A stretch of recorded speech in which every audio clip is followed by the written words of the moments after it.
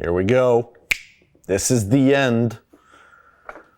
One last time, I'm Jason Rohde. This is Canadian Culture Through Film, Week 15.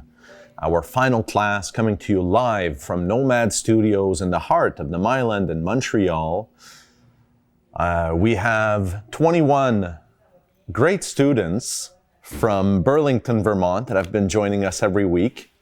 And this week we're going to be getting your final presentations from the second half of the class.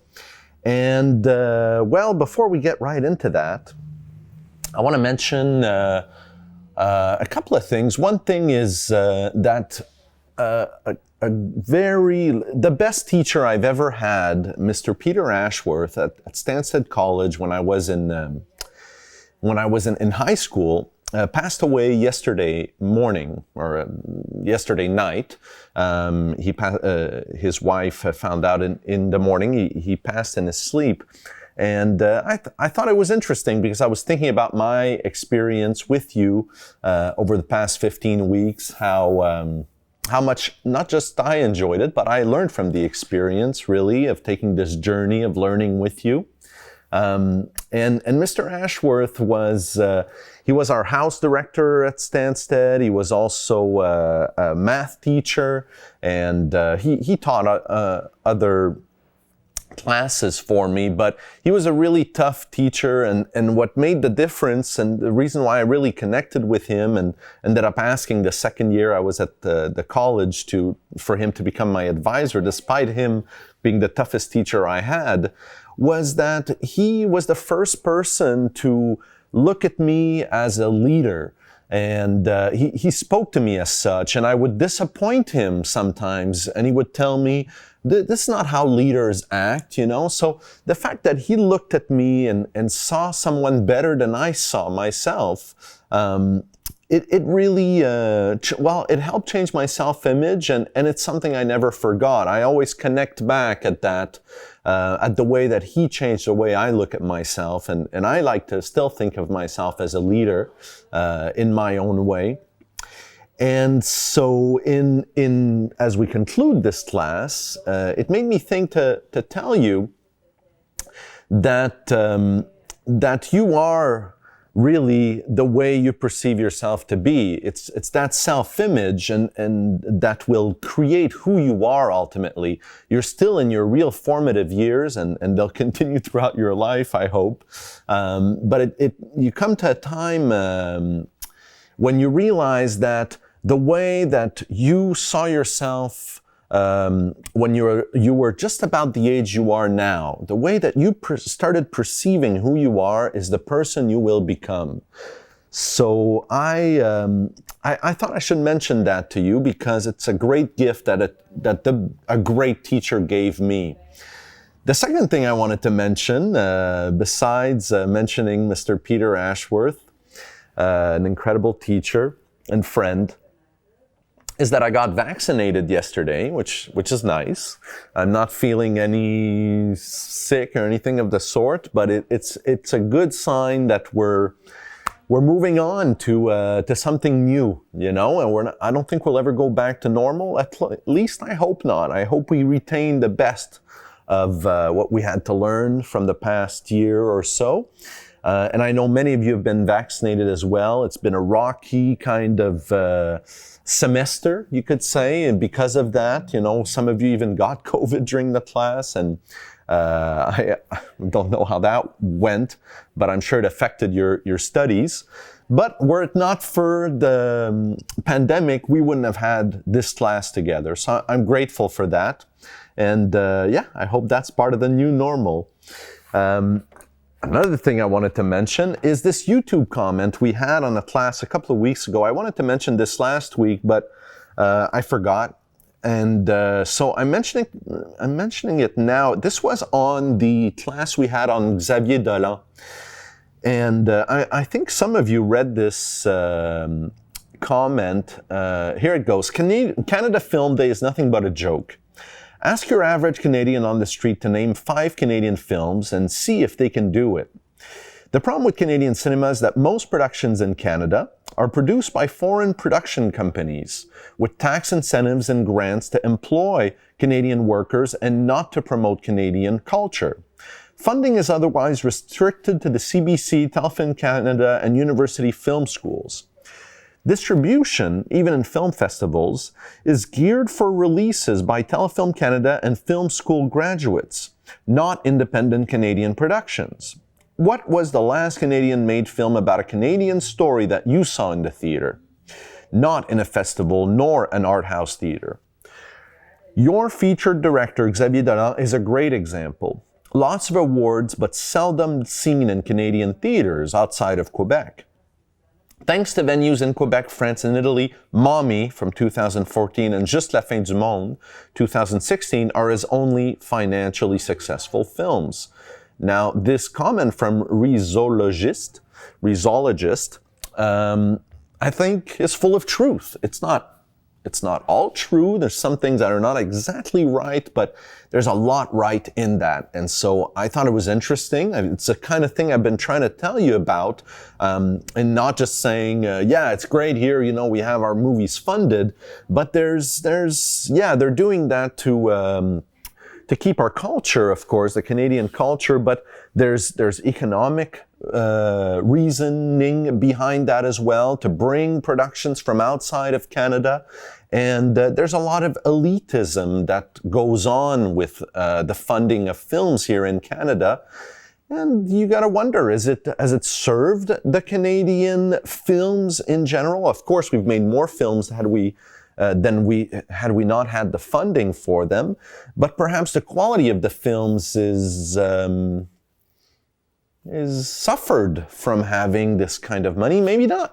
Anyways, these are questions without answers, but I thought these comments were very interesting from someone that just saw the class from the outside, and I can understand the frustrations that this person feels about all of this, as many filmmakers here do, and also taxpayers. A lot of taxpayers feel this way about the way that Canadian films or culture in general are funded.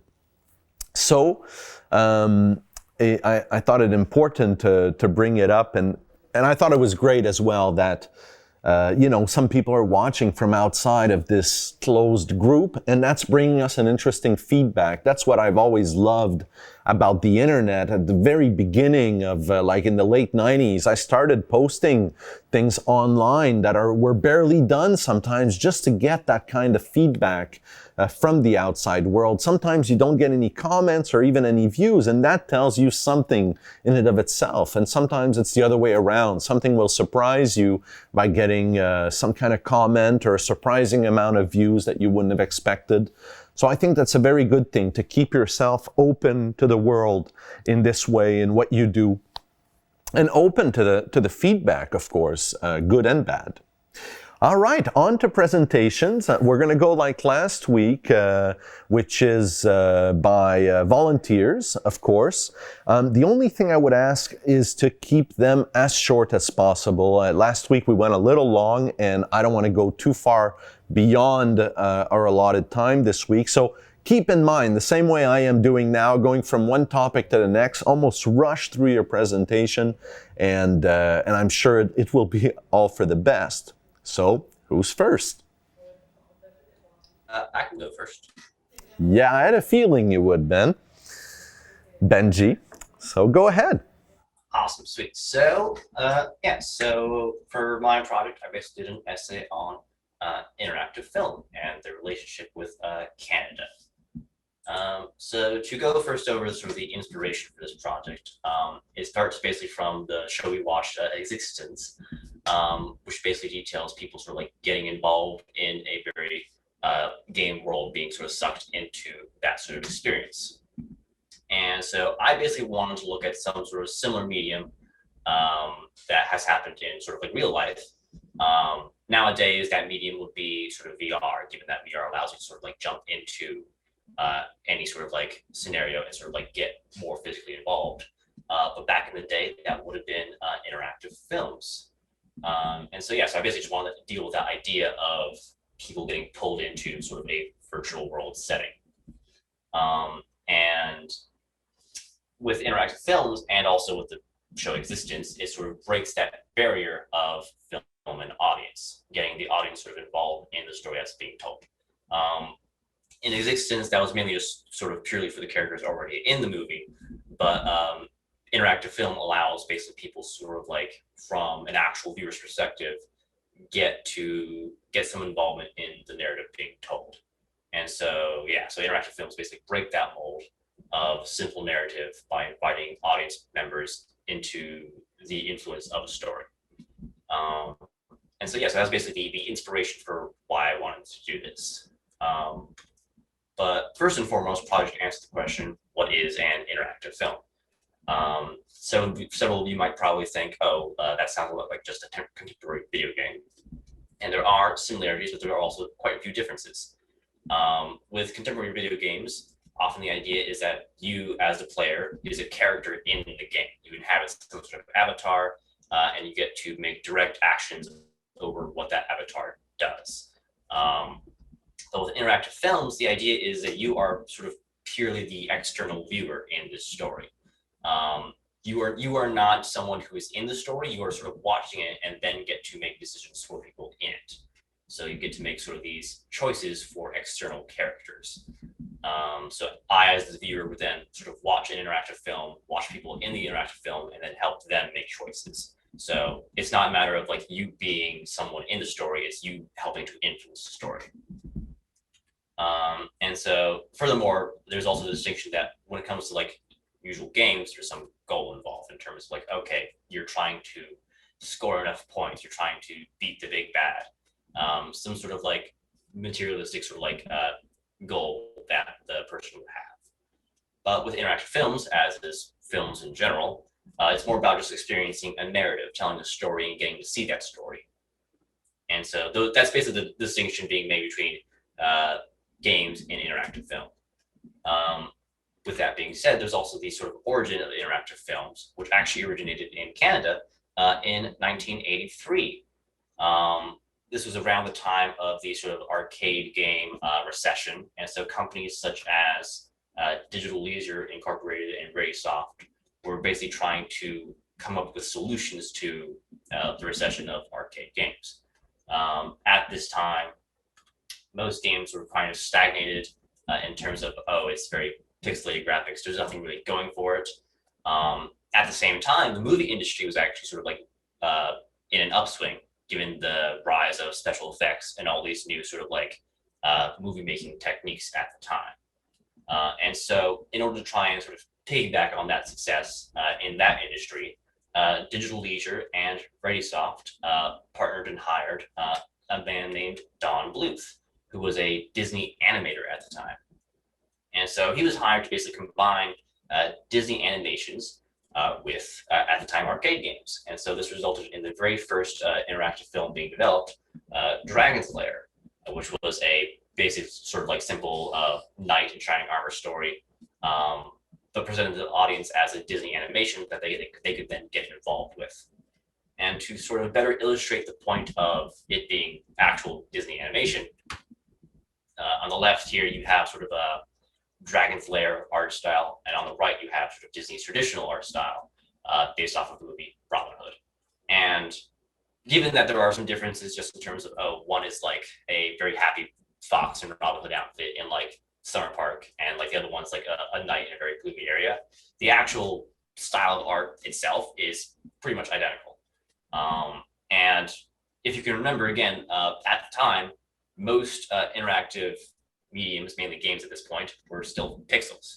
So going from that to what was basically a movie was a huge, huge leap in terms of what technology and also just general mediums were capable at the time.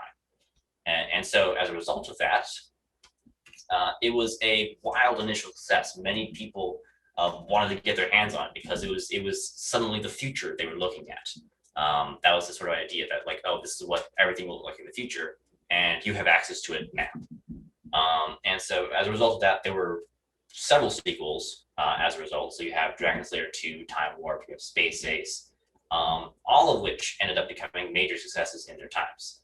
They all combined that sort of Disney animation style, but also allowed viewers to sort of get involved with what was being told in the stories.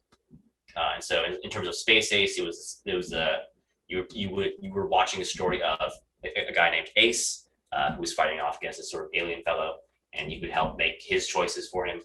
And then Dragon's Lair is again still following the story of the traditional like knight in shining armor. However, as is sort of hinted by the title here, there was an eventual decline in interactive films.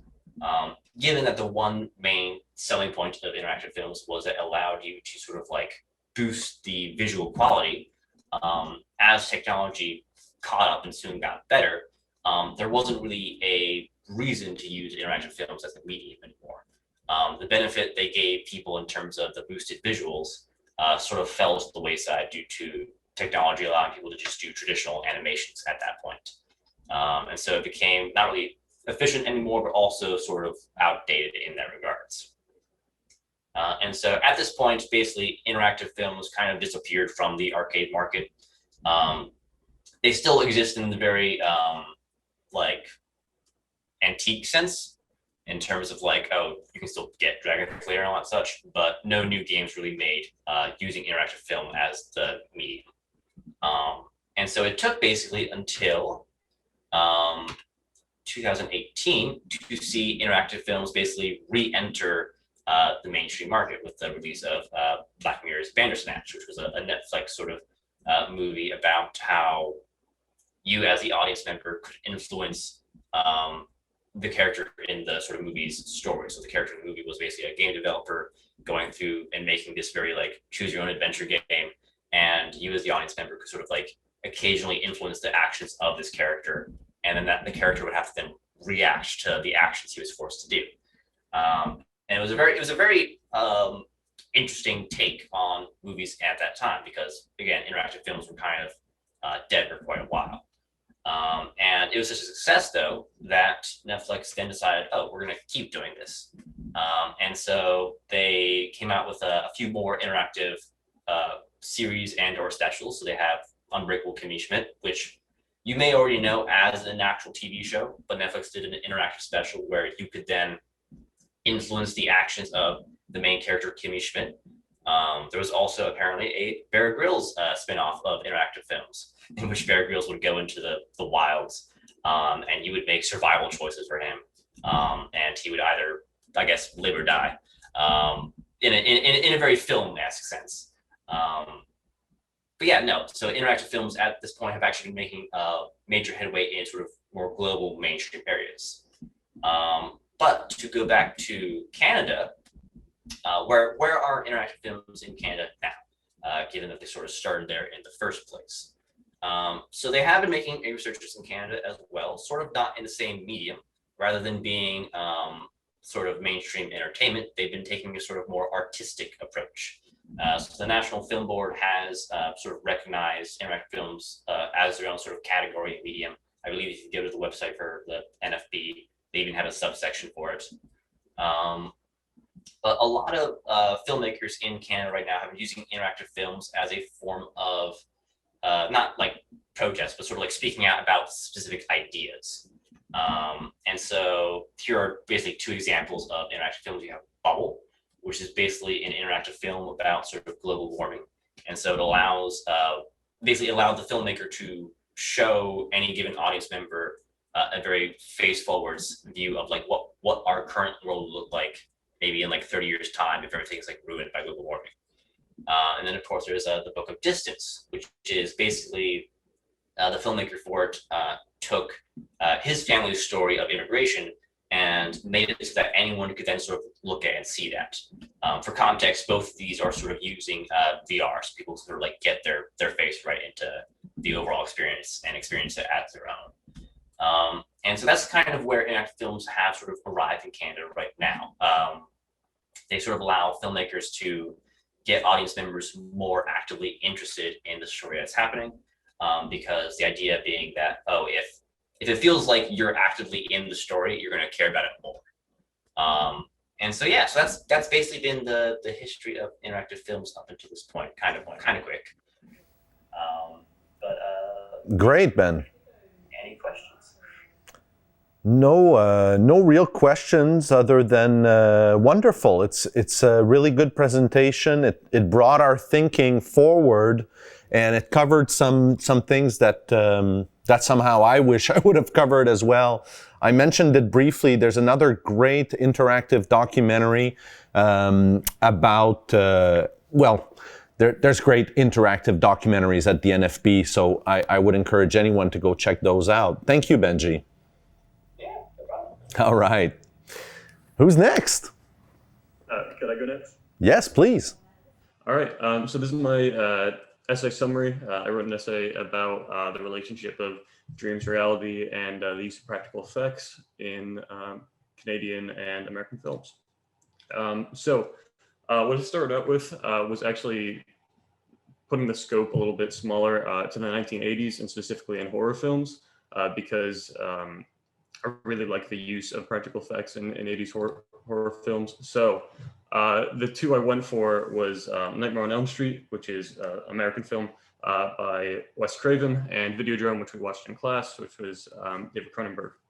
So what I looked for in these two films was the use of dreams or reality bending in narrative, the cultural significance of these movies, whether on the film industry in general or in their respective countries, and then the use of practical effects to achieve that kind of dream or reality blurring. But I just want to start off, why did I pick the 1980s to start? The 80s had some of my favorite media, or I've created some of my favorite media, mostly through whether it was any media my dad loved growing up. He really loved Aliens, and that was like the first like rated R movie I watched with my parents, that sort of thing. And my music taste comes a lot from the 80s. So I just wanted to focus on a era that I was passionate about just from the media. And I also picked the 80s just from the visual effects in general that came out from it. The giant like puppet queen from the end of Aliens, I always thought was really cool growing up, and it was like a picture of it on the back of the DVD that I would always look at over and over before I saw the movie. The scenes in Gremlins where you have like hundreds of these different puppets on the screen at once, and of course all the special effects in Star Wars and the second and third one from the 80s. So to talk about Nightmare on Elm Street, the main way that they're able to kind of create this dream state or sense of never really knowing what's going to happen next in the movie is all of the pretty incredible practical effects and special effects that they created in the time. So to start, I'm just going to go through a couple of the small ones that jumped out to me when I watched it for the first time a couple of weeks ago. The first one of those is one of the most iconic scenes where you have the first girl to be killed, and I'm forgetting her name now, walking down the street behind her house, and you have the first shot of Freddy walking down the street, and his arms kind of extend out to the side and scrape on the wall on the left and right. And so what's kind of interesting in the very beginning of this movie is that you don't really know the rules of Freddy yet in what he can do, what powers he has, or anything like that. So he's starting it off in a scene that's pretty familiar to the viewer, which is this character's kind of backyard or area around her house. You don't really know whether she's in a dream, whether she isn't, where Freddy is in the sequence. And it makes it pretty unpredictable and pretty scary for the time. And another one that jumped out to me is after this character has seen Freddy in the back alley, she runs away back towards her house. And there's this little like half-second effect that really jumped out to me where she runs past this really thin tree and Freddy just comes out from behind it like he had been hiding behind it the whole time. And when I was watching it for the first time, I was like, oh shit, like that was a really cool little effect. Even though it comes off kind of goofy, it's really cool. And it creates that little question for the viewer of, what powers does this villain have? Is this character in a dream right now, or is she just in her backyard and Freddy's in the real world, or what? And it kind of blends that mystery of it with the use of these effects. And so the main effect I did the most research on at least in the Nightmare on Elm Street was the use of this rotating room. And they use it twice in the film, both at the beginning and at the end. And it's kind of a cherry on top to this beginning scene where you're unsure of, like I've said like 4 times already, what the rules are in this movie. And so it is revealed she wakes up, she was in a dream for the beginning of the scene, but then she is like attacked out in this real world like she's still in the dream state. And they have this really incredible scene where she's rolling up the wall and on the ceiling.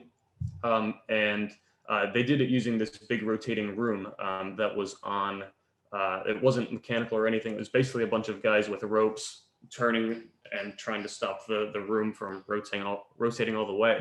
And so in this beginning, the scene was incredibly successful, where basically everyone involved in the room who isn't supposed to be rotating is strapped into the wall in like an airplane seat. So the director, the cameraman, and this character here who's like, you know, pointing at her and screaming at her, are all strapped into the wall where she's free to just kind of roll around it. And another use of that is the scene at the end where Johnny Depp's character is sucked into this bed, and then it's like this geyser of blood falls upwards, and it's because they use this rotating room again. They turned it upside down and they dumped all the blood in, or the blood colored water. And so what was really cool about this scene is that they kind of risked it all for this effect. And another way that this kind of reality bending kind of scene happens is if you watch the film, first of all, it's really strange to see all the blood fall upwards. But then it gets weirder because the blood starts kind of sloshing in this really strange way all around the room.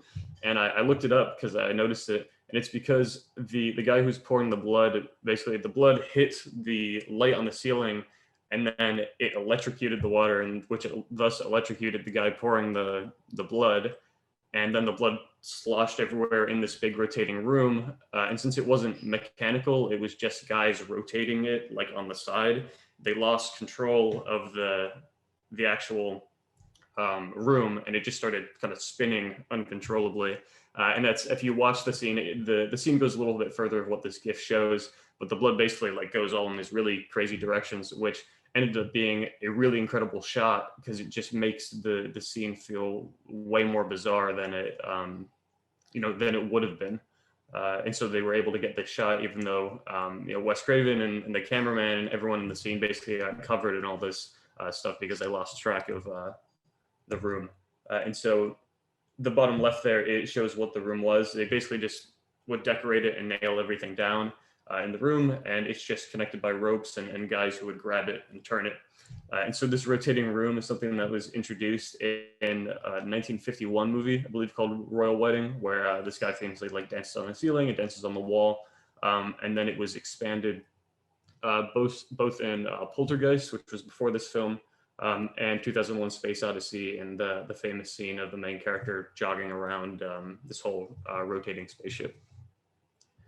And so to go to Videodrome, there's a lot of really interesting effects, most of them revolving around the TV, which I'm sure everyone remembers because of how weird it was. And the main thing that they used is kind of treating the screen of the TV as a portal. And you see in this scene where I think it's Max is his name, I should remember that, basically just presses his face into the screen, and it kind of bends like a portal, but it's actually a mesh that they're projecting onto, and they just have this air pressure pushing it outwards. So when it looks like it's kind of fighting back when he pushes his head in. And another use of that is the nasty, like veiny bumping of the top of the TV, where they hooked this entire TV up to a air pressure machine, which was then hooked up to an organ.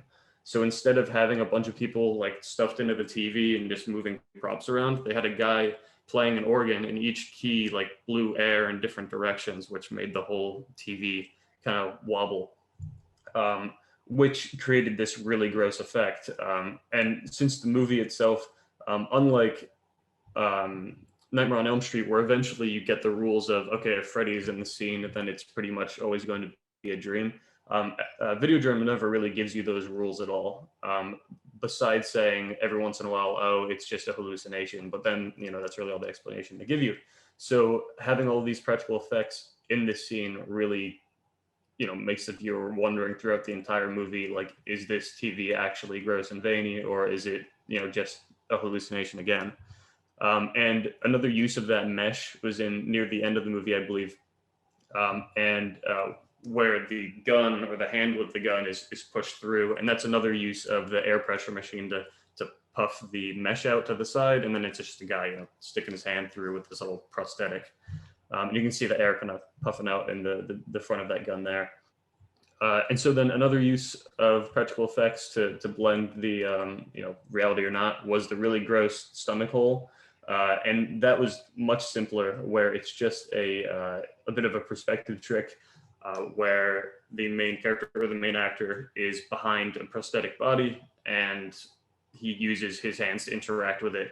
Besides, in the picture in the top left, his right arm looks, or I guess from Earth, the arm on the left is much thinner and like shrunken, and that's because it's also a prosthetic arm that's already stuffed in there, so he didn't have to stuff his arm in the gross hole.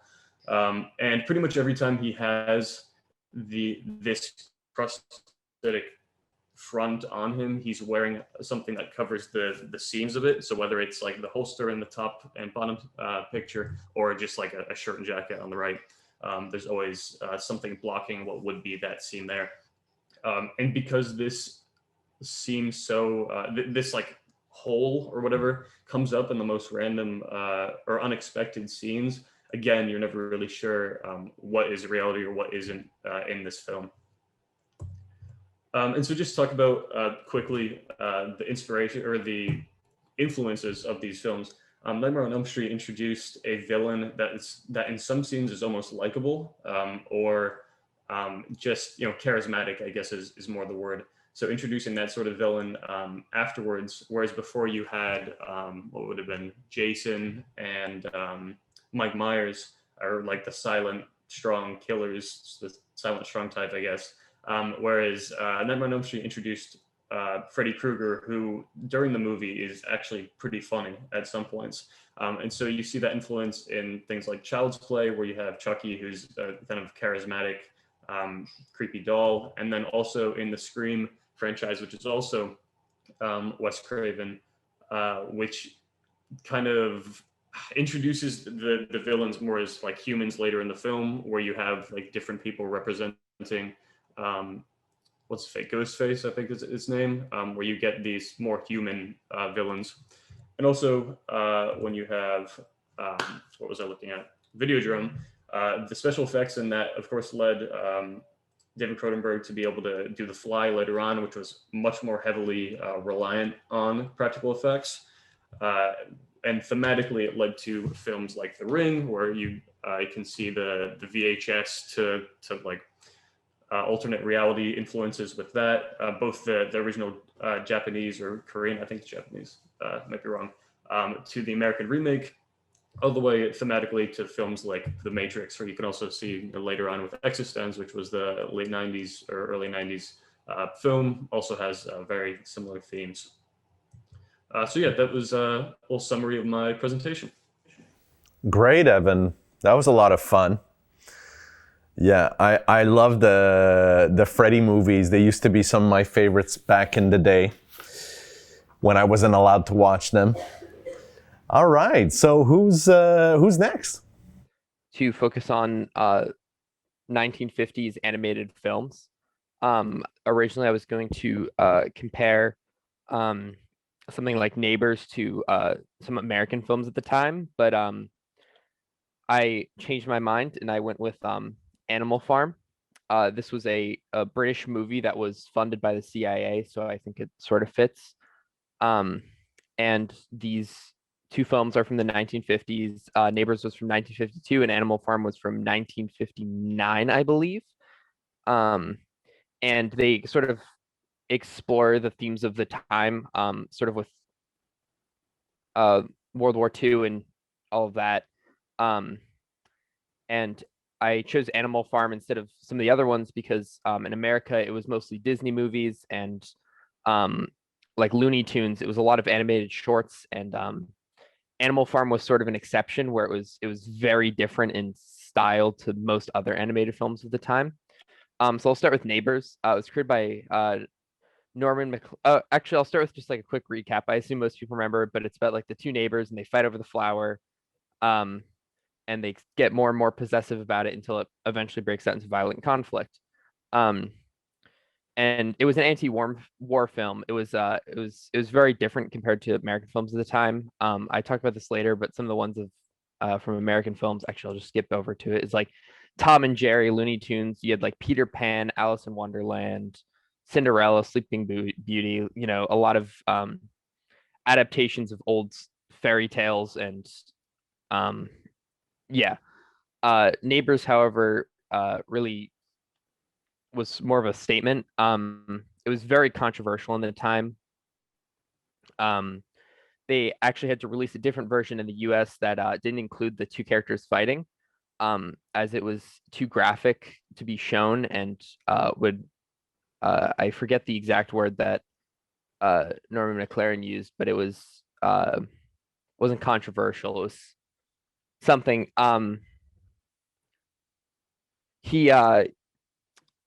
He was in China and he left. And a quote from him is, "Although I saw the beginnings of my revolution, my faith in human nature was reinvigorated by it, which led to him creating Neighbors."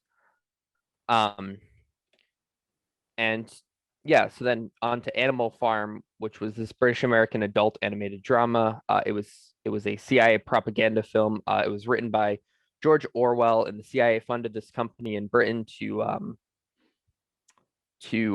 what's it called, make it.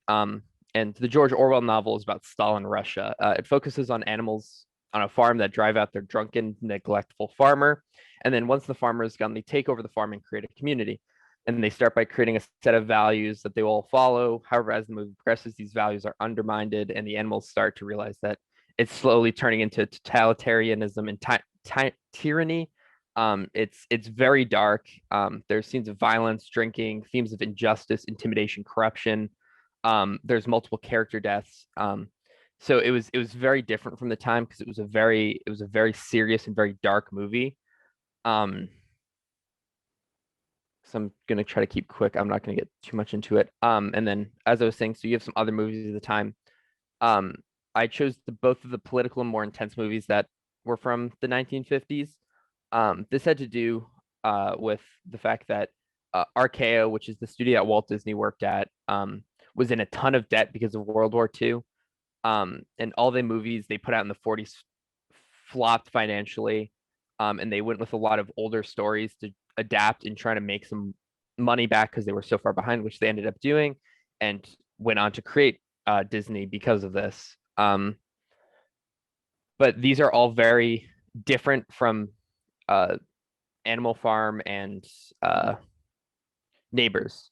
I'm going to now talk about sort of the lack of political movies.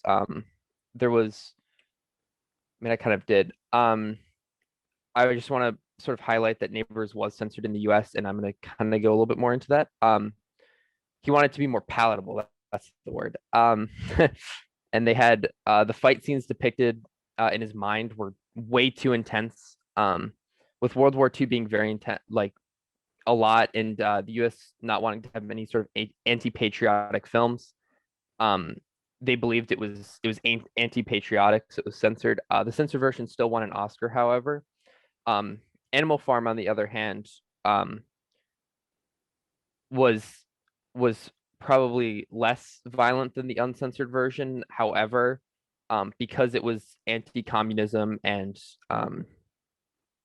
it was they viewed it as okay to show because it was sort of fitting with the themes of the time, and it was more important to America. And it sort of became a movie about anti-communism, which was very important to the U.S. at the time.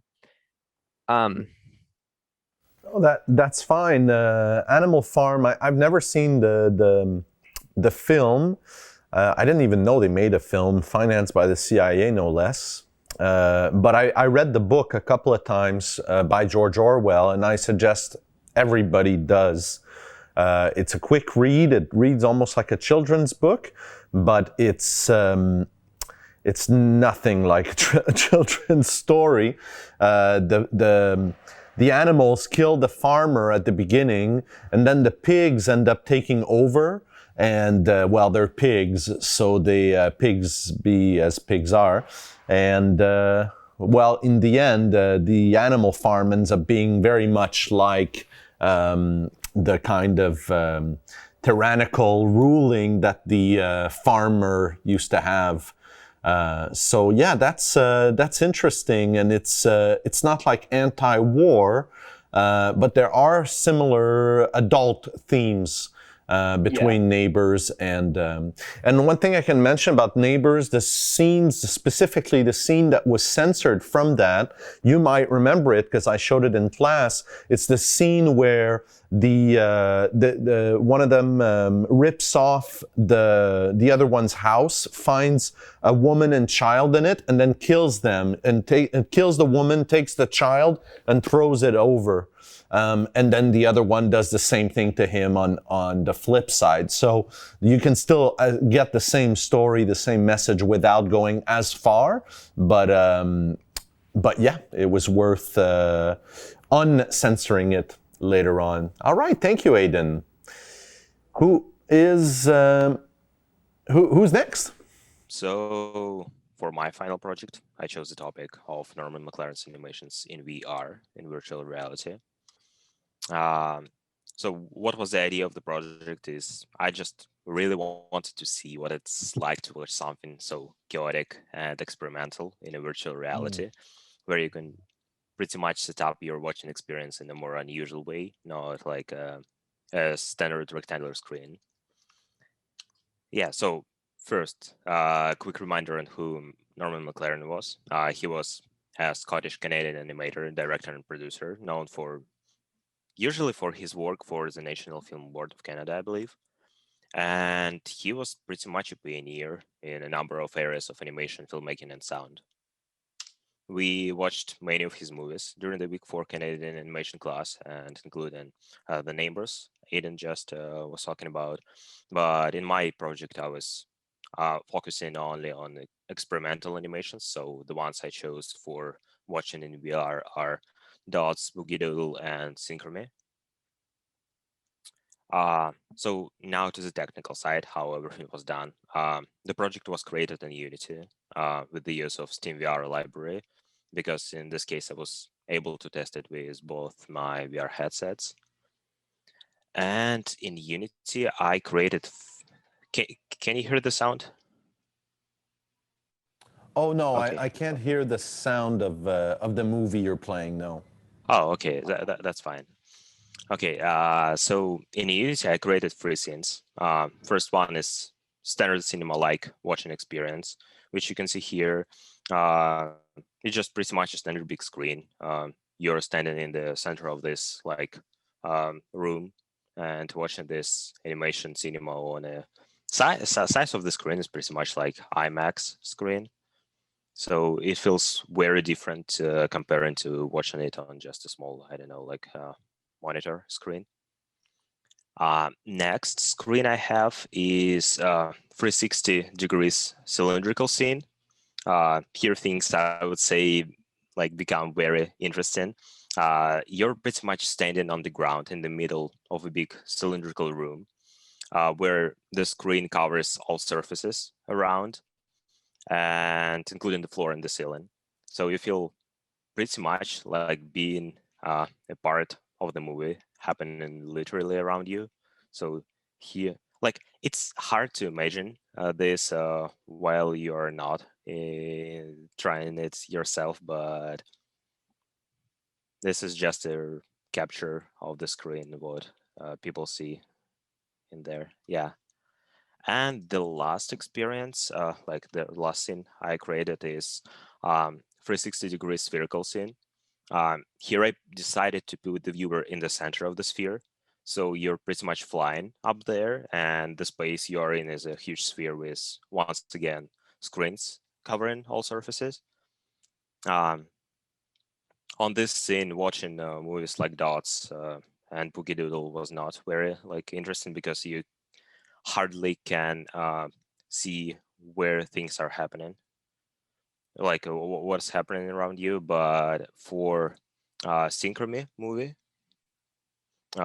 This scene was, I would say, perfect because so it covered all the sciences, like this sphere around you, so you can see what it looks like. Wow, that is so cool. What experience did you prefer, and what was it like being inside a McLaren movie? I will come to that. Give me a second. Yeah. So okay, Sorry, I let's got continue. excited. Yeah. So the final part of the project was to test all this stuff on people, and I was testing out on my friends who were coming by during like the last 2.5 weeks already. I was able to test it on 13 people, even though here you can see only information about 9, I believe. Like, yeah. So not everyone had time to watch all these movies entirely in each of the scenes. That's why I was showing only one of the movies to each person. So in total, I showed each movie to 3 different people in each of the scenes. And yeah, like during the first during testing, first I was showing the movie on a flat laptop screen to the person, then on cinema VR screen, followed by 360-degree screens. And here you can see like results of this quick QA. This is a flat screen experience racing. The most of the people, I would say, didn't really like it. They were like, oh, that's just like a standard movie, nothing interesting, nothing special. No one was excited about this, I would say. Only one person gave it 4 out of 5. No one gave it 5 out of 5. Yeah. Next one was cinema screen experience. Results were much better. Only like 2 people gave it 4 out of 5. So it's not much better, but still people were definitely more excited and enjoyed it more. But when it comes to 360 cylinder and sphere screens, the results were very different. So you can see here, no one gave it 1 out of 5 or 2 out of 5. Like many results were 5 out of 5. People said that it feels like the future of cinema. Like people would actually be really interested to watch actual movies in the future or in this type of like setup, if it makes sense. Yeah, so 2 people gave it 4 out of 5, 4 or 5 out of 5, and 3 out of 5. And a spherical screen felt weird for many people. So first of all, because they were flying up in the air, not standing on the ground, so it felt not very realistic. So they couldn't enjoy it that much. But yeah, like the results are that 5 people would prefer to watch it in cylinder VR screen, scene, 2 in sphere, 1 on cinema, and 1 on flash screen, because person just like couldn't really enjoy VR. It gave them like motion sickness, or how it's called. Yeah, so yeah, that's it. Wow, Igor, I want to experience this for myself. It's too bad that this is the one moment where I really regret that we're doing all of this through Zoom. I'd love to experience McLaren through VR, and I think it's important that we share your research, your project with the NFB. I know they will appreciate what you've done, and my neighbor is actually takes care of the archives at the NFB. So I'll share this with her, and I might put you in touch with her directly so that they can include what you've done in their archives. I think it's just wonderful research. Great job, Igor. Yeah. Really good. I submitted like the build of this project, so you can test it yourself if you have a chance like to get a VR headset. So yeah. Okay, I'll do that, and I do have access to that. So yeah, I will certainly do that. Wonderful. Who's next? So basically what I did for my presentation is going back to that class a while ago where we were looking at like different remakes of movies. I wanted to relook at the Great Seduction because I thought that was really interesting, and I really liked the trailers that we watched in class. So basically, what I did was like a creative project where I kind of remade three different scenes, or the same scene three different times, and then kind of examined it a little bit visually. So um, basically, to go over it again for anybody who kind of forgot about what it was about, it's basically the same story that is recreated three or more different times. It started off with the French Canadian version, which this is the English cover, but Seducing Dr. Lewis. Um, and then there was the English version, and then the Italian version. I think there might have been another, but these are the three that I'm focusing on today. Um, so essentially, the first one was just it was done so well and became so popular that it actually transitioned like several times through like several different cultures. And to kind of go over the story again, basically, it's about like a small little town where people are kind of jobless, and they made a deal with a company to bring in a factory, thus bringing in jobs, but they have to secure like a big city doctor. And it's essentially the same exact thing with the same plot points and the same jokes kind of remade each time. You've got basically this doctor, Dr. Lewis, who really loves cricket, loves jazz, I think, and is super interested in some kind of weird, funny things. But they kind of look him up and they're like, okay, let's try to do the grand seduction where we seduce him to keep him so that they can get the factory into their little town. And so this includes a lot of like really famous scenes. Like you have basically he's coming in and then everybody's playing cricket even though they have no idea how to play cricket. He's like, oh, let's go watch. And then there's like the scene where he's going fishing, and he's not good at catching fish, but there's a guy in a scuba suit way down in the water and he's holding a frozen fish. He grabs this line, attaches the fish, and then the guy pulls it up and he's like, whoa, I got a fish. And they're like, yeah. And then there's also like the scene where he's in the restaurant and he's like on the phone with his girlfriend, and he's like, oh, I wish I could have this food. And people are listening to his conversation secretly, and then he comes to the restaurant and they have his favorite food. So a lot of like funny, quirky scenes, kind of like that, that the film is known for. They get translated each time. So um, basically, so it's the same movie remade, but it succeeds in telling its story kind of in different cultures and settings with different actors. So it's the same story, but it's kind of got a unique feel to each different remake. Um, and so you've got things like major plot points, jokes, and characters, which all are kind of the same, but they're presented very, very differently. And I think it's very, very cool. We'll be looking at several different scenes, but one of them, the main like entrance scene, I recreated artistically to kind of compare and contrast them a little bit, and then we'll look at some other um, films, several like film scenes as well from all three. So the first one, this was the Seducing Dr. Lewis, the first version. You can kind of see like he's coming in on the boat here. He looks like he's kind of like he's like middle-aged guy, more of an established doctor. You can see the secondary character in the back, kind of like an older man, definitely kind of charming and quirky, and like he's the one who's trying to get the doctor in usually, because he wants to secure like the factory for the town. And so you can see by the ocean, it's kind of a seaside town. That's like the major thing for this one. Um, and then the second one, you can see here that this doctor looks a lot younger. This is the English version by McKellar. That was made, I think, in 2013. The first one, I think, in 2003, I think.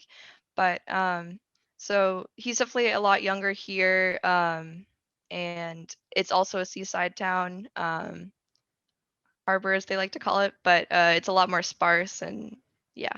And then the last one, this is actually, it's not exactly on the like seaside, but you can see he's coming in on a helicopter. You can't see it too well here, but I think he's the oldest of the three actors playing the Doctor. He looks a lot more established. He's like more focused and kind of the most different from the other three doctors or the other two doctors. So the main things I want to kind of compare with these three is that mainly the actors that they chose, I think it kind of reflects each culture a little bit.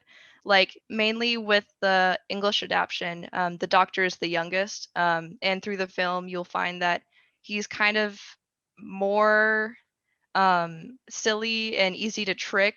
And I think this kind of reflects the American culture a little bit because often with movies, you'll find that uh, people will like to emphasize like someone who's, I don't know, like good looking or someone instead of someone who's essentially smart. And you'll find this in a lot of like TV shows and stuff like that. And I think that's the most characteristic, like the most common characteristic you'll find with that Doctor is the fact that he's younger and he's a lot more like I guess seems a little bit easier to trick in the film, while the first one, mostly from the trailer because I couldn't get access to the movie, but um, essentially he looks a lot more established. He looks like a little harder to trick. He's kind of like in the middle of all three, and then the last one looks like definitely kind of like the hardest to trick. More emphasis on like how established as a doctor he is, and like the respectability and stuff like that. Um, so yeah, and then other things I want to look at is these are the three scenes from like the setting of the movie. This is the French one. The top left is French. Canadian. The top right is the English adaptation, and the bottom one is the Italian. You'll find that the Canadian one probably has like the more like less sparse. The town is more filled out. The top right, the town is a lot more broken down, which I think is interesting. And then the bottom one, it's the most unique from all the three. But it really speaks to the culture that it was made in, which is really cool. Um, and then another one is the famous Qriket scene, which I think is really funny. Not much to say here. You can just kind of see how each one does it. Usually from the scene, what happens is that they're like, all right, I guess we have to be in white clothes for the cricket. So like the local like grandmothers, they like compile all the clothes from everybody's closets and bleach some clothes, and they're like, okay, everybody wear these random white clothes that we found for you. And so they all put it on, they start playing cricket, and the doctor comes over and they're like, what do we do? And they all just go like, ah, yay, we won. So that's kind of a famous scene. But and then lastly you have kind of like the listening in. You can see they're all pretty similar, but kind of each has its own identity, which I think is great. So yeah, pretty short, but that's what I looked at. Very good, Brittany. It's not very short. It's very good. Did you watch all three films? I watched as much as I could. I can only get access to the English film, which I did watch, but I watched like all the clips that I could find online for each of them over and over, and like going in depth on them. So Do you have a favorite? From what I've seen, I've definitely seen more of the English version, but the first one seems the best from what I've seen. I also heard that it was the most like well done. So I feel like if I saw the first one, I'd probably like it the most. That's just. But your instinct, what they tell you that the English version, it's a Canadian film, the English version, it's just English Canada. Yeah. It's not like England English. But you would say that one might have been the one you connected with the best. Am I wrong? For the English one, I find that it had like the most kind of a little bit more Americanized just because of some of the jokes. But I Yeah. think I could still like kind of connect with it. Especially with, like I said, with the younger doctor, I see that in media a lot. So, yeah. All right, Brittany, I enjoyed that very much. Thank you for looking back over those. Pleasure. And today we're going to watch a Don McKellar film as well. He made The Grand Seduction, the English version of La Grande Séduction. And we're going to be watching last night at the very last film we watch. So very good. Who's next?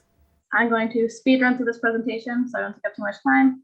Basically, I did like the taboo in horror movies and other movies as well, but mainly horror movies and authenticity and how those fit together. And I didn't want to make the title too wordy, so it's just horror and authenticity. Sorry.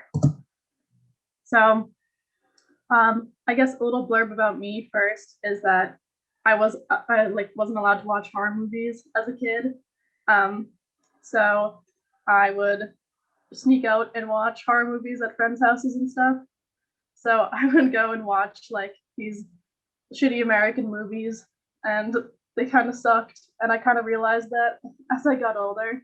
And so I guess the ones I put in my presentation, I would say were probably the ones that I thought tried the best at doing something like edgy and something cool, and then ended up failing and becoming something that wasn't so great. Well, but also it depends on person to person, you know. So this is just my personal take on this. But I think that foreign films have a lot more to offer, and but yeah, so but I didn't realize that yet. So these are the movies I watched as a younger person and sort of disliked. So Friday the 13th, the 2009 version, I thought that was pretty mid-tier. It was okay. I think it tried really hard, and it was like loved by the audience, but critics didn't quite like it, and I could see why. It felt really stale in a lot of places. So then there was another one, which is a Wes Craven movie from 2015, The Girl in the Photographs. Also tried really hard, tried hard to be edgy, tried hard to be very sexy, very cool, fell flat really, really hard. Yeah, I don't know, just wasn't that good. But I was hoping that it would be a Wes Craven original, you know, that it would be good, but everything felt really, really flat and bad, and the plot, like, just, it was so convoluted. There was like hardly any point in like even watching it in the first place, because you would never understand it at any point of the movie. But yeah, so yes, Videodrome. I liked this movie, like, because I realized after watching Videodrome in class that and rewatching clips of it as well, that it was like, it felt like a real horror movie, I guess. It felt actually scary, it felt actually gory, it felt actually sexy, it felt actually cool. Like, I think it's mainly the practical effects and just like that general touch that it seems Canadian films have of this sort of like realism, where they just show like the gross things that are extra gross, and like it just adds this sort of sense of like realism in a way that I feel like American movies kind of lack. And I felt that same sort of, not grossness, but the realism was shown in like Double Happiness and what was it? El Dorado as well. So I think both of those had this sort of grittiness, this sort of like realism, this sort of like, it felt like you could really connect with the main character because their struggles felt authentic on screen. And I just really, really liked that in both those movies. And typically those kind of like lifestyle movies have a hard time reeling me in, especially like American ones. And I really thought that these two did an awesome job of like really, really reeling in the viewer and making them actually sympathize with the main character and relating with their struggles. So yeah, and then I guess moving on to that, I thought that this movie, despite it being an American movie, since it was produced along with an English film production company, I think it really like had a little extra something that I think a lot of American movies are lacking. And I don't know if that was just like the combination of two different creative like entities coming together of different countries and merging together some of that sort of creative power. But I think that An American Werewolf in London had a lot of like good elements that American movies kind of lack. Like the gore really felt really nice. The practical effects felt really cool. And I know I'm saying really a lot, but that's how I feel. I don't know. I just think that it sold itself as a movie really well in a way that I felt American horror movies typically do not sell themselves, or American movies in general. An American Werewolf in London feels very different than just about any other movie. It's just a weird mix of humor and horror, and you never really know what to expect in it. I haven't seen it in a while, but I'm going to revisit it because of your presentation. All right, thank you. That's very nice. I'm glad to see that so many of you connected with Videodrome. I was a bit nervous when I showed it that some of you might be turned off by some of the gore in there. You never know when you're showing something like this to people. You don't want to force it down their throat, But it seemed like many of you connected with Cronenberg's very original film. And the special thing about Videodrome as well is that it's got a lot of messages and meaning layered throughout about media and influence of media and so on. So I think that brings it to another level than just a plain scary movie. All right. So who do we have left? We have, who's next? Canadian experimental animation films and how they influenced American films later on. So I specifically looked at 2 experimental films by Norman Mclaren, which was Boogie Doodle and Paste Doodle. I apologize for my pronunciation. And how Boogie Doodle painted on film, and that was, it didn't use any cameras to create it. So that was a very experimental film at the time because it was made in 1941. And how it linked up with music and audio. And then Paste Duel used real film shot by cameras, and then the director, Norman Mclaren, then took the film and messed with the exposure and contrast and started overlapping it, which is pretty much a special effect, not necessarily a full-on animation, but it helps with giving an animation its special values. So, and then a few years later, Star Wars came out, and I'll be looking at Star Wars, all 3 original ones, but the all 3 use the same effects for the animation. So the first effect that I would like to talk about is the lightsabers, which is the most iconic part about Star Wars. So the way they did that was they painted on the film that was being shot. And if you see any behind the scenes footage, each lightsaber that they used had like a metal rod that was attached to it. So it gave the artists a reference to know where to paint on the film. So it stayed semi-consistent. There's still some mistakes in there in a few frames, but they went frame by frame and painted to give that special effect. The next one is the stock motion in the films. All of them use a lot of stock motion and miniatures. One is the Hoth fight scene in The Empire Strikes Back. And the way they did that was they took miniatures of the spaceships, well, not spaceships, just ships, and the walkers, and used a lot of stock motion and forced perspective to put actors in where the miniatures are. And they used zip lines, and they ended up overlapping the real footage from the miniature footage, very similar on how Norman Mclaren did Paste Duel, which using real and miniature footage and doing forced perspective was very revolutionary at the time, mostly for a sci-fi film like Star Wars. And then combining both of those effects into a scene where the Millennial Falcon was flying away from a group of TIE fighters in an asteroid belt. So they decided to take all those effects, combine them into one, and the way they did it was through painting, matte paintings So they would hire an artist to paint a scene, put it in the background, and then they took miniatures of like asteroids and the actual spaceships, and use stop motion to give the feel that they were flying through the asteroid belt. And then when the TIE fighters in the scene ended up hitting an asteroid and exploding, and there was a bunch of sparks. So what they also did was went in and for each frame individually painted the sparks and the lightning that was coming off of it. And that scene that lasted around 2 to 4 seconds had a total of 125 film exposures.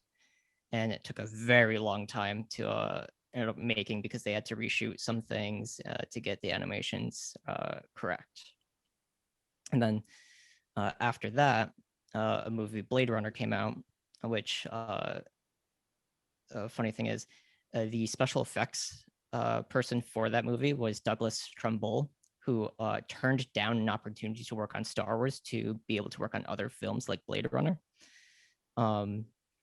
So seeing what they did in Star Wars and earlier films that was done by McLaren, they used a lot of similar special effect techniques in Blade Runner. Even though Blade Runner doesn't have a lot of special effects and animation, it was heavily influenced by it. One scene that you can see this in is the opening scene that they call the Hades landscape, which they built a miniature set that was 13 feet deep and 18 feet wide, and they made it look like a whole cityscape. And they ended up using a total of 17 takes to combine all the aircraft stop motion, the cityscapes panning, smoke effects, and explosions, and used the same overlapping technique with contrast to put that all together. And the miniatures, funny thing is, the huge pyramid within the scene actually ended up melting because with all the pyrotechnics and the light that was inside of it, they spent so much time on it, it caught on fire. And it's in a museum now, and you can, if I'm not mistaken, can still see where it melted, which is really funny to me. And it shows how much work they put into it and the crazy things that they went through.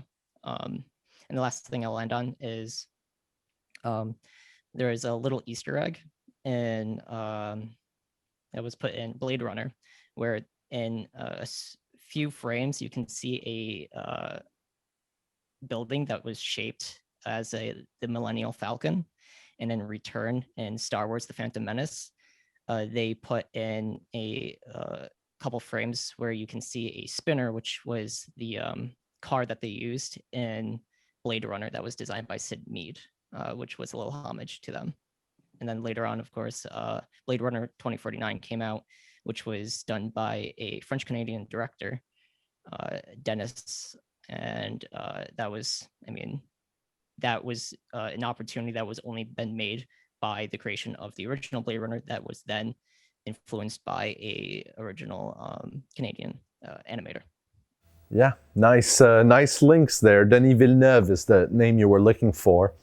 Very good, Blade. I like that. I'm going to be doing a bit of your own work by looking online for some examples to dress up your presentation, to visualize what it is you're talking about. So if you have some of those things yourself, or you can find them, send me those links as soon as you can, because I'll probably try to get this done today.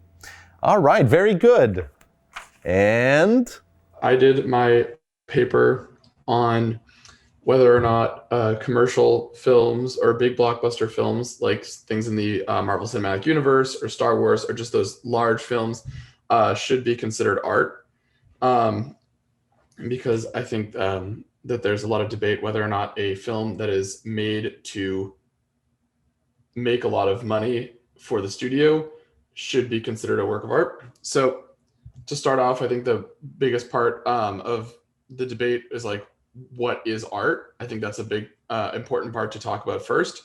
So a lot of people agree that things like paintings, drawings, sculptures, all of those things that are put in galleries and museums are considered art. I think that we call those art museums. I think that's just kind of well accepted at this point.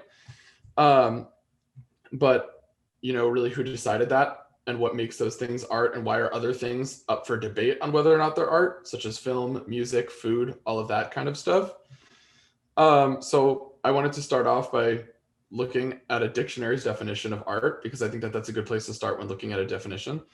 So I looked at Merriam-Webster, and even Merriam-Webster dictionary has several definitions of art. So even they can't fully decide on one definition of art. The one that I think kind of best suited this topic, though, was the conscious use of skill and creative imagination, especially in the production of aesthetic objects. However, I found this definition to be kind of limiting. For example, it doesn't actually include, so something that kind of goes against this definition is that some paintings are done by animals and some art is made by animals. And is that a conscious use of skill and creative imagination in order to create a aesthetic object? So there are examples that I love, because this is my favorite animal, that are pieces of penguin art. And penguins are making pieces of art using different paints and walking on canvases. But is that a conscious use of skill and creative imagination from a penguin? I would argue it's not. So therefore, that probably goes against the Merriam-Webster definition of that conscious use of skill. A lot of other definitions really harped on that conscious use of skill, and everything being a conscious choice in order to make something a piece of art. Joseph, I'm going to mess up this last name, Joseph Bye's, I'm going to say Joseph Bye's definition was, quote, even the act of peeling a potato can be a work of art if it's a conscious act. Again, focusing on that conscious act part. And again, that's kind of limiting in the same sense of Merriam-Webster, which is the fact that some people consider animal art to be just as much art as something like the Mona Lisa and can enjoy it more or as much as the Mona Lisa. But again, it's made by a penguin who's just walking on a canvas because that's in their path. So I wanted to take a more conceptual definition to kind of look at that. So the next definition I took was from Francis Ford Coppola, who in an interview said, an essential element of any art is risk. If you don't take a risk, then how are you going to make something really beautiful that hasn't been seen before? So Coppola's definition, again, makes several assumptions about what art is that kind of waver under a little bit of scrutiny. For starters, he kind of makes the assumption that all art has to be beautiful, which is often disproven by a lot of famous works of art that are widely accepted as works of art, such as the piece by Francisco Goya, which is Saturn Devouring His Son, and another one, Night Cafe by Vincent van Gogh, which are both widely accepted pieces of art, but were created with the intention of causing displeasure for the viewer, and that doesn't make them any less artful than something that is made to be beautiful. So requiring beauty to be something that is artistic is a limiting factor in Coppola's definition. He also requires risk and originality, and this is the thing that really starts to piece into those big franchise blockbusters like Marvel and Star Wars, is that risk and originality, and does that limit them from being considered art? However, that also shows a limiting understanding because, again, without going into too much detail, all artists build off the work of others, and consciously or subconsciously, they have influences that have come before them and take from those influences. So does that take away from their work as an artist? I don't think it does. And so I choose to kind of go on with this quote from Oscar Wilde as the most the best definition of what art is, or kind of talking about art, which is to define is to limit.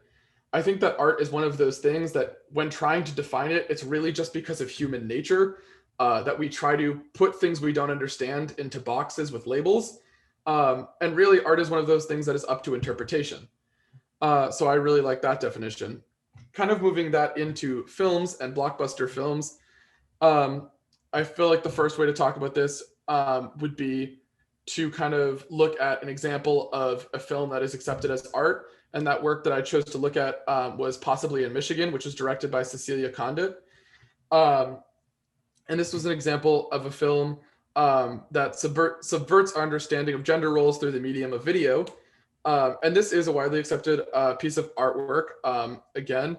And this cements the idea that film can be considered film itself can be considered a medium in order to create works of art. But then we go into something less from an art film and more from something that is considered a blockbuster film. So the blockbuster film that I chose to use as an example and really dive into was Marvel Studios' Black Panther, which was a widely successful film from a widely successful studio.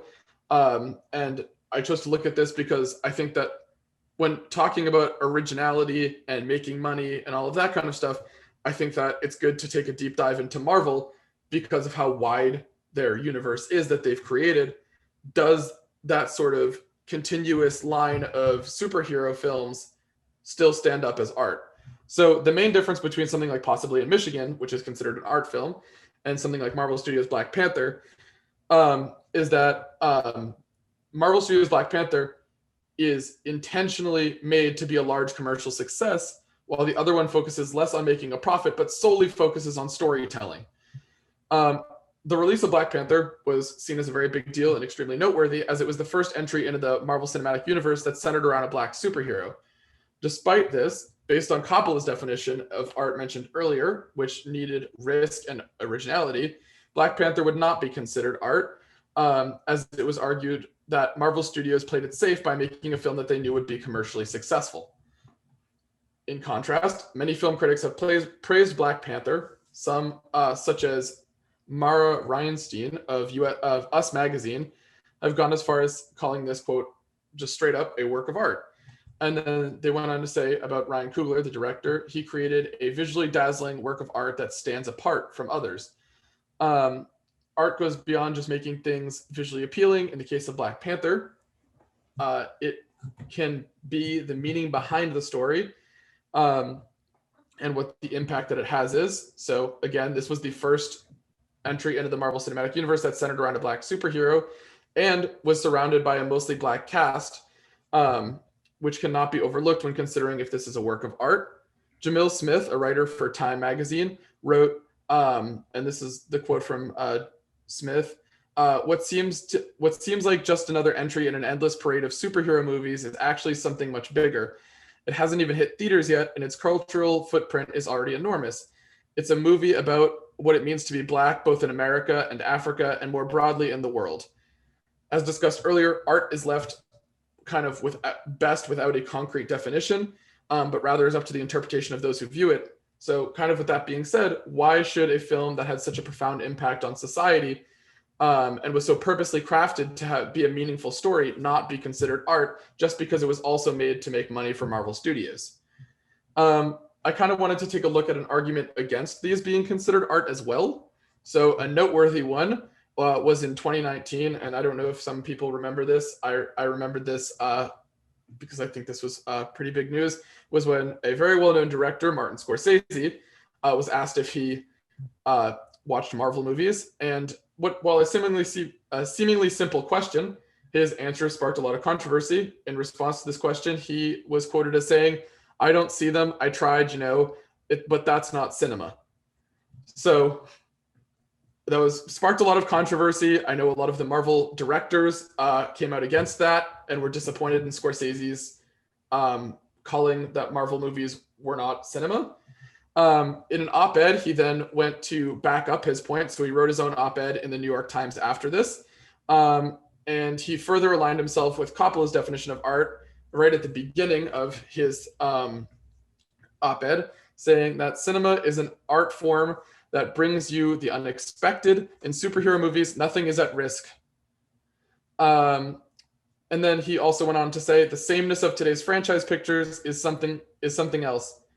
What's not there is revelation, mystery, or genuine emotional danger. Nothing is at risk. These pictures are made to satisfy a specific set of demands, and they are designed as variations of a finite number of themes.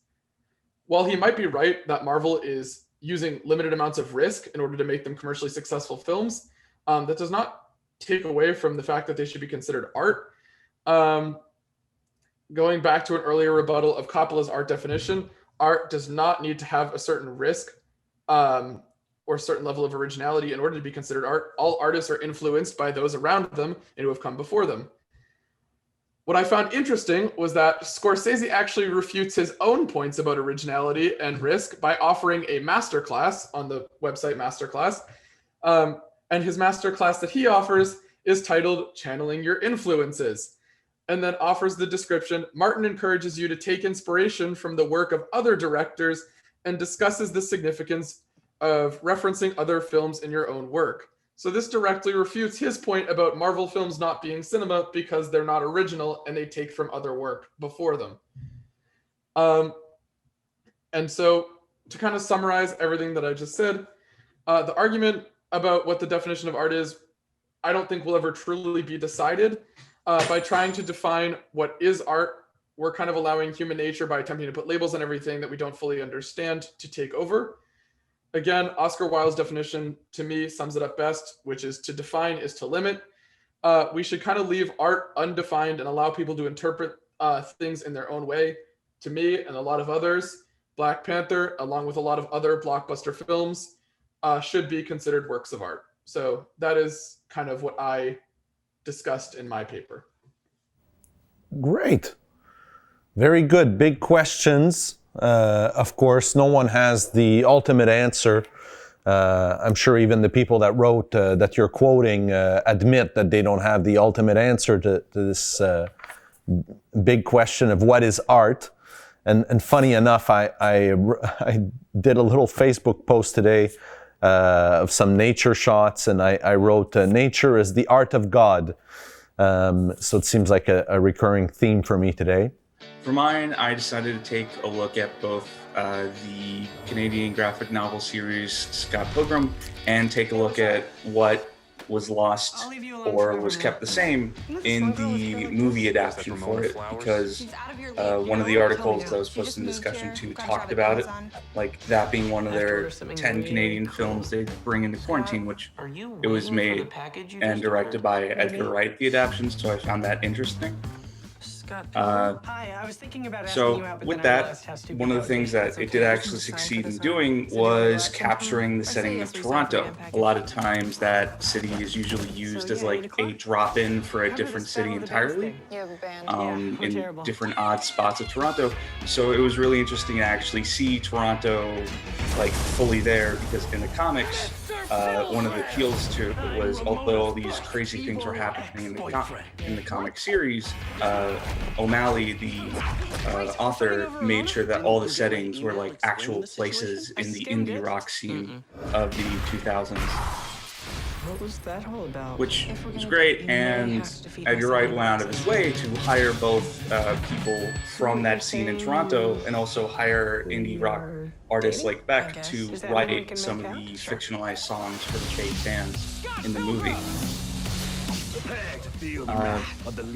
Another aspect of it that also was really captured well, but isn't quite Canadian culture though, would be style, which was the heavy amounts of video game influence that the movie really captured well, and it did a lot of good transitions to capture that feeling of reading quickly through the comic. But the thing was that it leaned so heavily on the video games because video games kind of were an international thing that could be seen by anybody. Most reviews in outside of Canada weren't talking about Toronto, they were talking about it being the best video game when it came out. And another thing with it was that the magical realism that was in the comic books was kind of lost, because instead of balancing the mundaneness of adolescence life that was focused on in the series, it was streamlined into kind of being a series of boss battles of all the 7 X's that Scott Pilgrim had to fight in it. So certain characters, like for example, in Volume 4, there's a character who was an old high school friend where it wasn't clear what exactly they were back then. And during some fighting going on with his current girlfriend, Ramona, that old high school friend starts sneaking in and tries to do something, and that's when Scott ends up putting boundaries down and realizes that he's very committed to Ramona and actually like goes out of his way to say that he loves her. And most of the time, the X's are just kind of framing for some kind of growth in each of the series. While in the movie, it's more all about those fights, and the growth that Scott goes through is essentially just a switch and quickly apologizing at the very last act of the movie instead.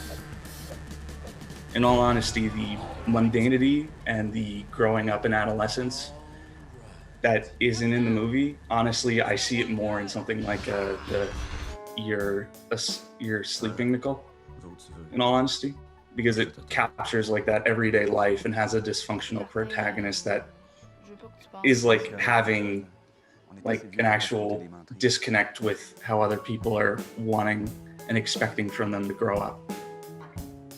Yeah, and it also has like the surrealist elements of balancing the mundanity, and also at the end having like the geyser explosion and having the character Martin have the really deep voice voiced by like a full-on adult for the puberty kicking in instead of just having a kid be there. So I think, in all honesty, that movie probably captures more the aspect of Canadian culture and also Canadian life for adolescents in the country than something like the actual movie, even if it is stylistically really impressive. Great. Okay, very good, Nick. I like that connection between Scott Pilgrim and Nicole. I wouldn't have thought of that, but and I've never read the original comics, so I appreciated to hear what you thought of the adaptation, having read the comics. So moving right along, I'm just gonna jump right in. Robert, good evening. We've always tried to make sense of the world around us, and we have always had a different perspective. We are declaring monsoon. Documentary is really our only true indigenous art form. Documentary world can influence big changes. From Tofino, BC to Mount Pearl, Newfoundland, we fought to maintain our Canadian identity. You can't know who you are unless you know where you come from. We learned to be inventive. We learned to be imaginative. We had to be. Canada has a very distinct voice. Because our nation is so unique and dynamic and diverse, our artists' voices are unique and dynamic and diverse. Distinctly Canadian voice is a story that is worth telling because it has something to say that hasn't been said in the same way a million times before. And with this voice, this Canadian voice, we offered up magical myths, legends, truths, and tales. We used our heads and our hearts in hopes that viewers would respond emotionally. And they did. We have exported our stories for mass consumption. It's tumbleweed. And proudly enjoyed them at home. And we will continue this rich tradition. You got it? Oh my God! Oh my God! At this point in time, the best of our filmmakers are just kind of reaching beyond Canada. Our future is bright. The whole world are film and television makers now. Technology's evolving, and so are we. The beauty of digital is that everybody can play in the digital world. I think it democratizes the whole process. We need to focus on the fact that new storytellers are being given opportunities, and ultimately what's good always rises to the top. Our voices will become more distinct. I want 3 things. Our voices will become more unique. Whether it's in a theater or online or you binge watch, I'm optimistic that people want to be moved. Get the hell out of my way. What's wonderful about the Canadian film and television industries is this absolute need to communicate against tremendous structural odds. We were carried here on the backs of the documentarians, movie makers, television producers that came before us. We were carried here by mavericks. We were carried here by rebels. It's been a long haul. In some respects, I feel like we're at a golden age. and we will honor them by continuing to tell our great Canadian stories. This is your canvas. Make a statement.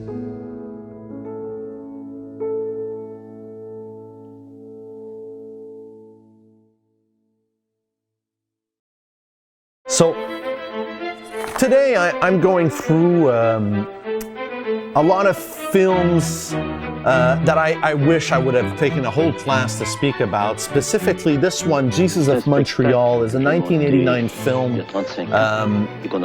by Denis Arcand.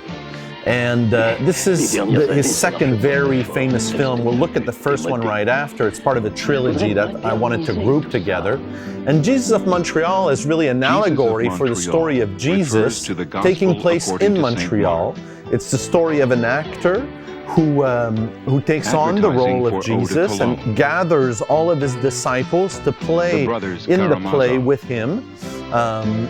And I just love this film for giving me a vision of what the theater life or the art life could be. And I later met with Lothar Bluteau, the main actor who plays Jesus, who could not have been better cast.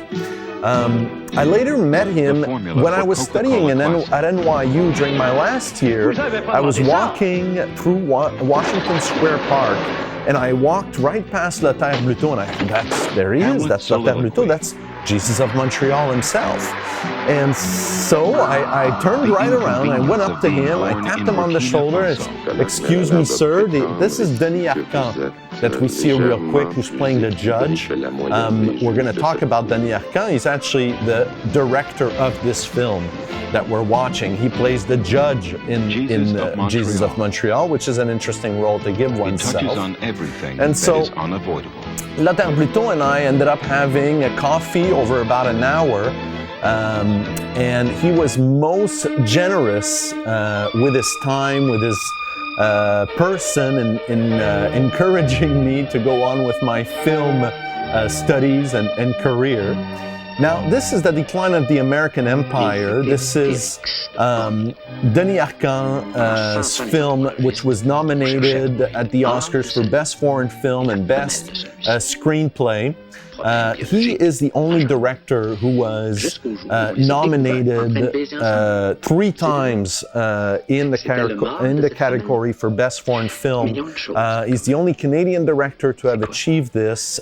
He's the only one that was that had been nominated twice, and then eventually he was nominated a 3rd time for the Barbarian Invasions. And ended up winning for Best Foreign Film then. And he lost that year again for Best Screenplay against Sofia Coppola, which you mentioned, whose father you mentioned just a little earlier on. Now, this trilogy, the American Empire trilogy, is mostly just a bunch of people, intellectuals really, discussing life and sex, and gives a view of this hedonistic world that we've come to live in and how our values have shifted towards direct pleasures. And it's great. It's a funny movie. It's easy to watch. It's easy to recognize oneself in it, and gives a view of the Canadian and Quebec culture specifically that was really apropos, that was really of its time. And for that reason, it was an immensely popular film, a real financial success. This film came 17 years later and is the sequel to the first film, not the fall of the American Empire, but the decline of the American Empire. This is the Barbarian Invasions, and it's one of the main characters of the first film. We find all of these these characters, the same characters having grown up some 20 years later. And présente mon fils Sébastien. C'est pour des histoires comme ça que tu as détruit ta famille. one of them is dying essentially of cancer. So all of them are coming together again in the eastern townships where I just bought a house recently and I'm living now. And so by Lake Memphremagog, a very famous lake, he ends up gathering all of his friends again and trying to see how the world has changed in the last 20 years. And essentially, it looks at l'argent, c'est pas un problème. It looks how this decline of the self, of our values, has led us astray, essentially. So this character for whom we have a lot of love, and for whom all of the characters as well in the film have a lot of love, On se souviendra peut-être de septembre 2001, comme tu face dis, to face with who they've become and the life that they've led. Finally, this film is not a direct sequel, but it's called The Fall of the American Empire, and it's kind of a thematic sequel by the same director, Denis Arcand again.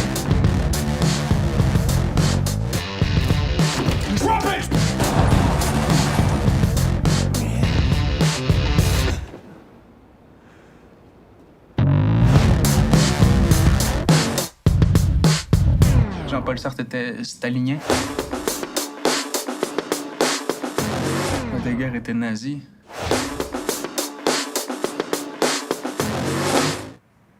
C'est ça.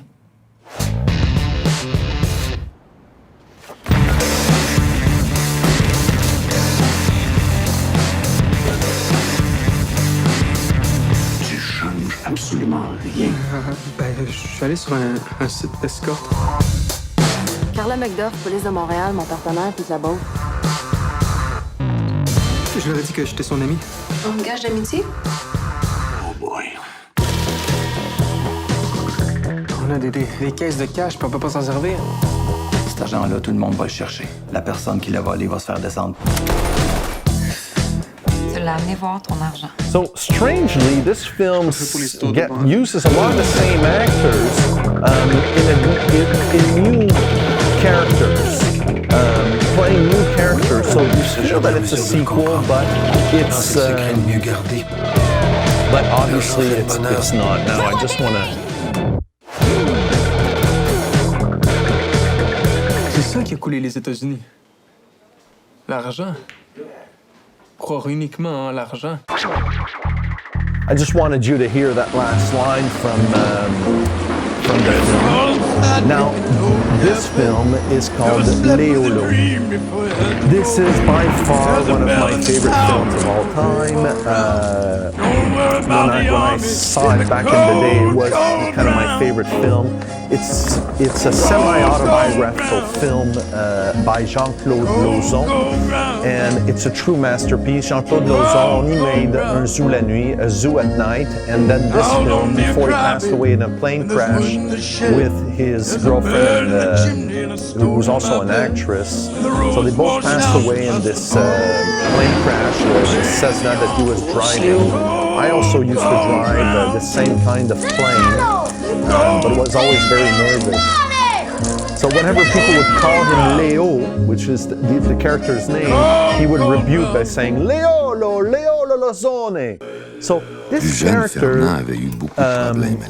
of Léolo is essentially this boy that's living in the Milan in the 60s and who's in a family of a bunch of crazy people. Essentially, everyone has their own kind of mental disease or dysfunction.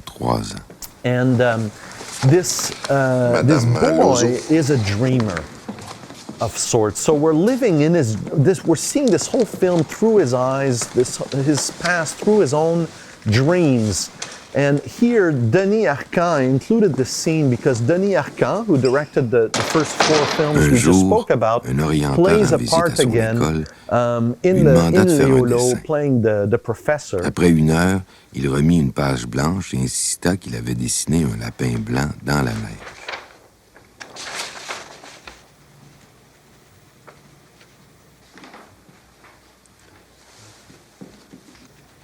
dans la neige, sur les deux côtés.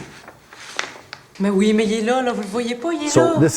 he plays this kid here, his Léolo's brother, and essentially he painted a white rabbit on snow, and so it's a blank page on both sides. And so they kick him out of school for that reason. This is a horrible Google translation you have below here, automatic YouTube translation. And this film is, or the story that it tells of Jean-Claude Lauzon, or of Léo really, is about this boy that imagines that his mother fell in these tomatoes when she was, before she was pregnant, and she was impregnated by an Italian man who had masturbated onto these tomatoes. And so by falling onto the tomatoes, she ends up with a tomato inside of her, and because of this, he believes that he is not the son of his father, but rather the son of an Italian man. And he's also in love with this Italian neighbor of his called Bianca. And so he essentially doesn't want to belong to his own culture, to his own family. And we don't talk about film, we really talk about dreams in Léolo. But knowing how semi-autobiographical this film is, it's essentially this kid that dreams of a life of making art, making poetry and films eventually. But stuck in this culture that is of small people and small things. Much like I viewed my own culture when I was a kid. I didn't grow up in Montreal, in the back alleys of Montreal, the way Jean-Claude Lauzon did. Now, but I could relate to this character to such a degree that the film, I must have watched this film 15, 20 times. About 5 years ago, I invited the main actor of this film, who's not on screen right now, but the main character who plays Léolo, to come and present Léolo here on the big screen at Nomad. It was an incredible night, actually. So strange to watch this film again, sitting by the actor who's now my age. Looks nothing like he used to, and he didn't go on with his acting career beyond this. Now, I put together these two scenes here just to show the development of the brother's character.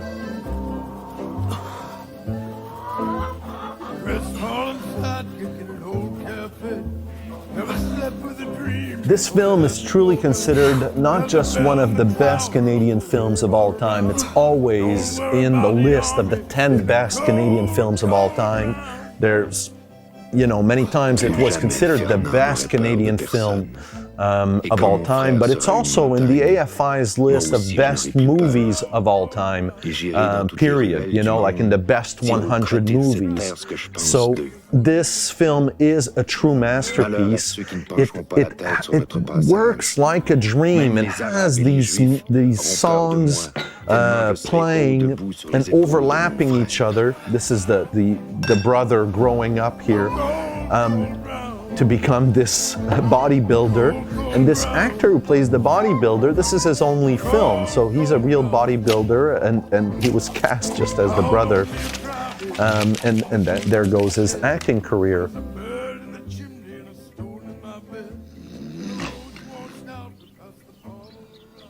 Yeah, and so what I was talking about, the songs kind of building on each other and repeating themselves. It's like the same song plays about 10 times in the film, and there's like 3 songs like this throughout the film. There's one that's more like a classical theme, there's a Tom Waits song, and there's another one, a kind of folksy little track that keeps coming back, and it just kind of feels like a loop, the whole thing. It makes the whole film kind of go by. It's over 2 hours long, but it feels always kind of short. You can come into the movie at any moment and you still feel like you're getting the full story. Now, this is the continuation of his brother's story, which is just wonderful. Now you have the relationship between an Anglophone kid in Montreal and a Francophone kid here. Hey, aujourd'hui tu nous écœureras pas. Tu veux vraiment que mon frère t'arrache la face et qu'il te fasse manger de l'asphalte, hein? Désolé. Wouhouhou! C'est-tu du vrai ça, hein? Bernard! Et Bernard! Oh! As-tu pris des vitamines pour ton nez?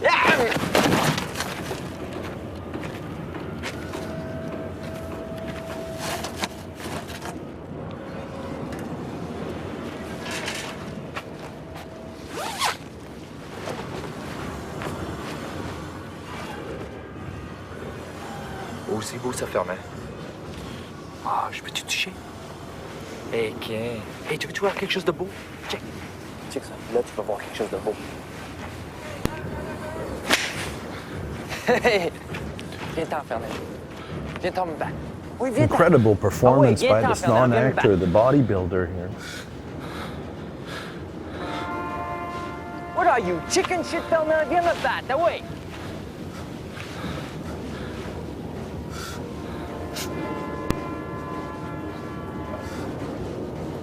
Viens-t'en, Léo. Fernand! Ah ouais, viens-t'en, Fernand, viens me battre. Non, Fernand! Fernand, viens me battre! Lâche pas le pistolet!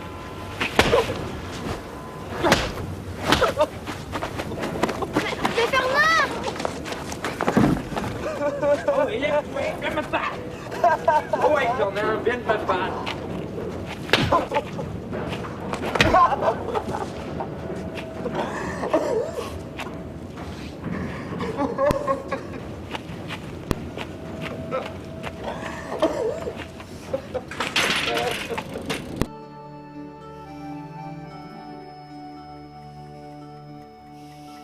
Et ce jour-là, j'ai compris que la peur vivait au plus profond de nous-mêmes. That day I learned that fear lives in the depths of ourselves, and a mountain of muscles soldats ne pouvaient rien y changer. or 1,000 soldiers could not change that.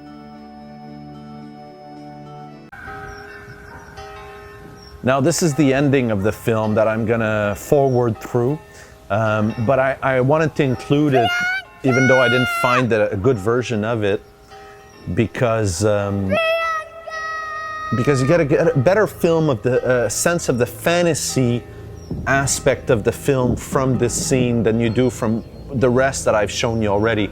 This was shot in Sicily, where he imagines he's from, and he's calling out to his neighbor Bianca, whom he can't see in his dreams anymore.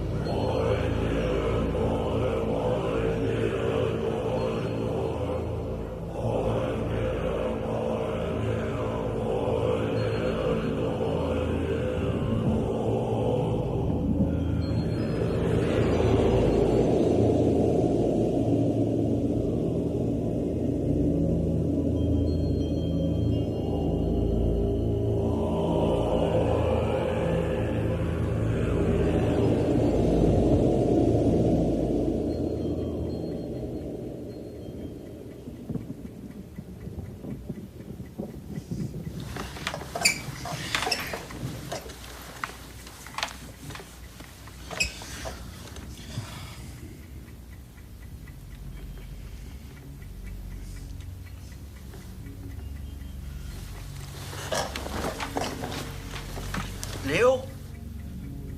Mère! Mère! Léo est malade! Mère! Mère!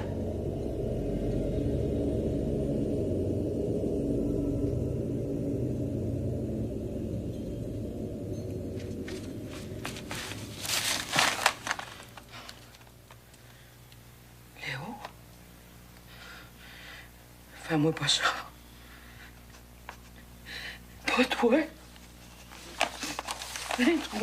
So at the very end, Léolo ends up kind of going catatonic as well, going crazy like his sister did.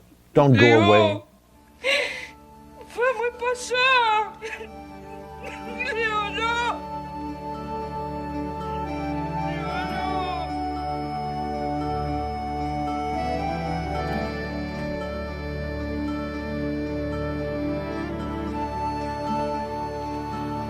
Parce que moi je rêve. Because I dream. Moi je ne le suis pas. I am not. Parce que je rêve. Because I dream. Je rêve. I dream. Parce que je m'abandonne la nuit dans mes rêves. Because I abandon myself in my dreams. Before I meet the day. Je n'aime pas. Because I don't love. Parce que j'ai eu peur d'aimer. Because I was scared to love. Je ne rêve plus. I don't dream anymore. Je ne rêve plus. I don't dream anymore.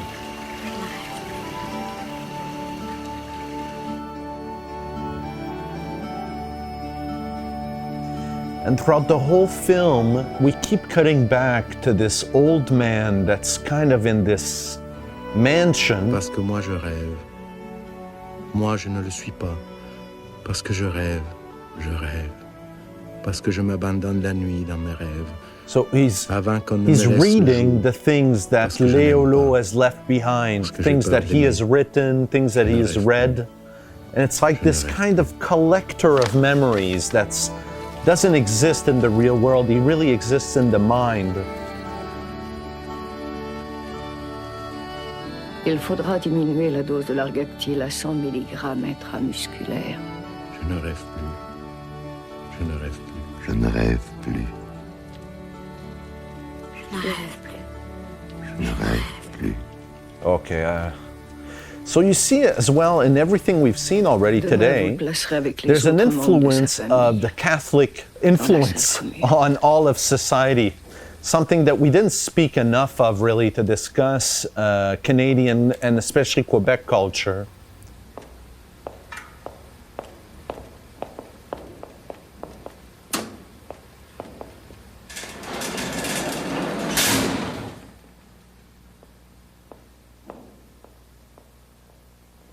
Vous la dame, vous l'audacieuse mélancolie, qui d'un cri solitaire fendez ma chair que vous offrez à l'ennui. Vous qui hantez mes nuits quand je ne sais plus quel chemin prendre de La vallée des avalés, which means the swallower swallowed.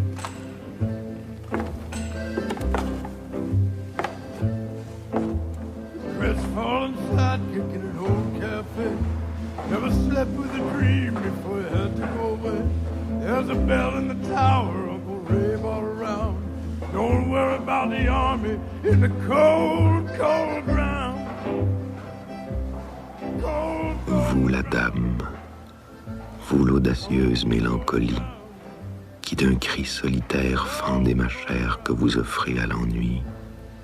Vous qui hantez mes nuits quand je ne sais plus quel chemin prendre de ma vie, je vous ai payé 100 fois mon dû. Avec les braises du songe, ne me reste que les cendres d'une onde du mensonge que vous-même m'aviez dit d'entendre. Et la blanche plénitude, qui n'était pas comme la vieille interlude, mais brune d'état à la cheville fine et maligne, qui m'a piqué la peine d'un sein pointu en qui j'ai cru, et qui ne m'a laissé que le remords d'avoir vu le jour naître sur ma solitude. Give me a Winchester rifle and a whole box of shells. Blow the roof off the goat barn, let it roll down the hill.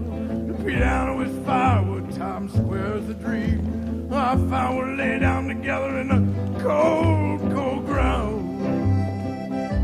The cold, cold ground. Cold, cold ground.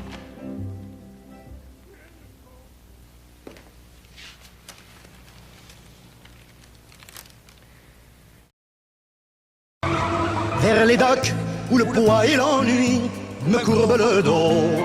I am moving on now to Jean-Marc Vallée's work, specifically with two films. This one is called Crazy, that's C.R.A.Z.Y.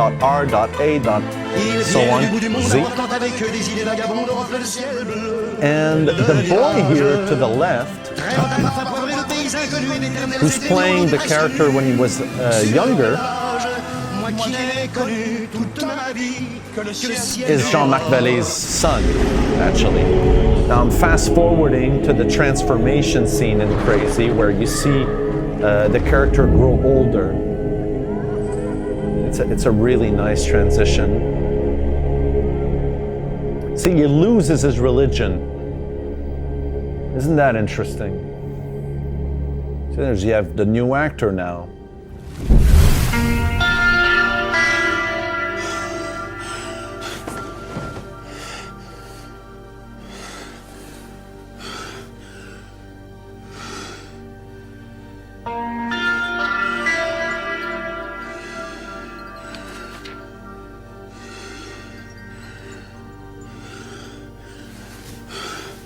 That's Marc-André Godin. When he was younger, you remember him as the brother in Tu dors, Nicole. He was just a teenager then.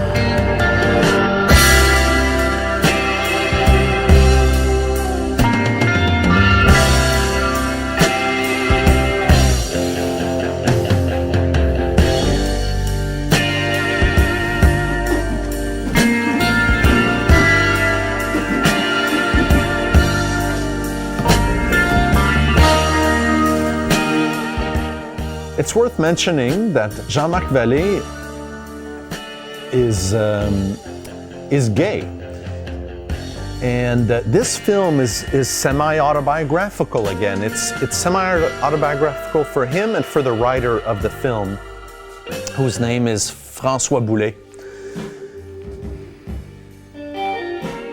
And essentially, the whole film deals with homophobia. How he's trying to come to terms with his own sexuality and the way that the world perceives homosexuality and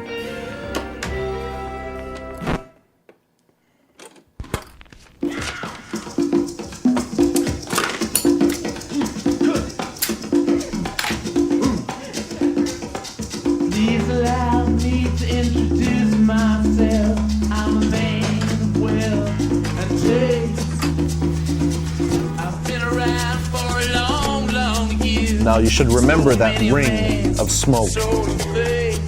Que la messe de minuit était courte et agréable en athée que j'étais devenu. J'avais quand même tenu ma promesse. Jamais je n'avais manqué la messe. He never misses de minuit.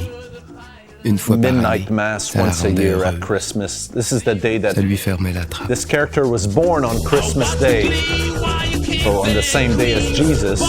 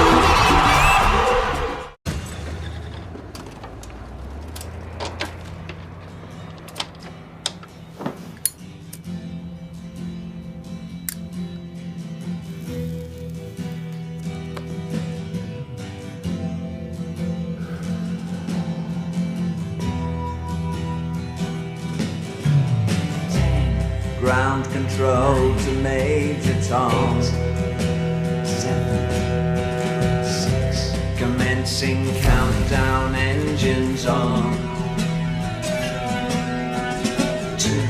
Check ignition and may God's love be with you.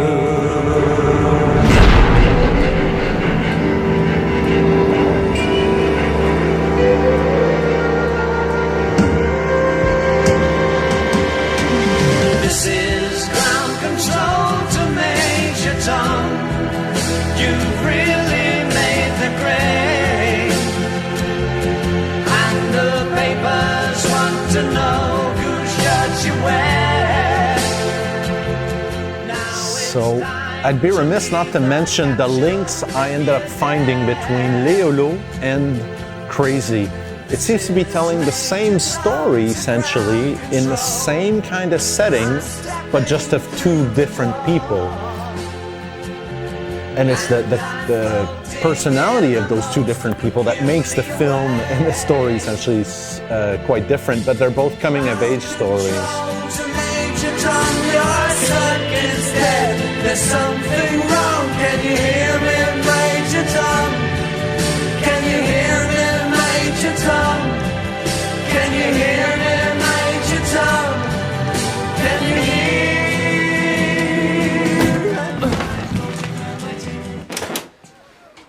Tu finis de te prendre cette petite fif-là. Hein? Tu me fais passer pour une gang de caves, là.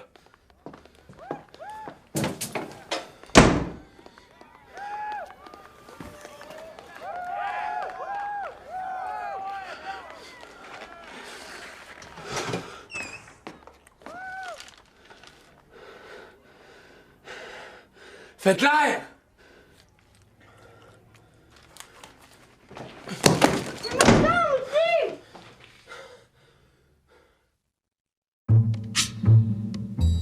This is a milk ad that Jean-Marc Vallée made. And you see here, you remember this boy? He was playing the young character at the beginning in the car. Now he's grown up. And this is also Jean-Marc Vallée's son. Now, this beautiful boy also ended up becoming Jean-Marc Vallée's editor. So now he's editing all of Jean-Marc's films. And she also plays in Café de Flore that we're gonna see right after this. I wanted to show you this ad just because, again, it's an ad, you know, it's not art, as we discussed, but it's nice to see the style adapted for this kind of purpose. Same actors, that sort of thing. Okay, now we're going to get into one of my favorite films of the past 10 years called Café de Flore. Now notice this plane here that you didn't hear it, but you saw it blow up.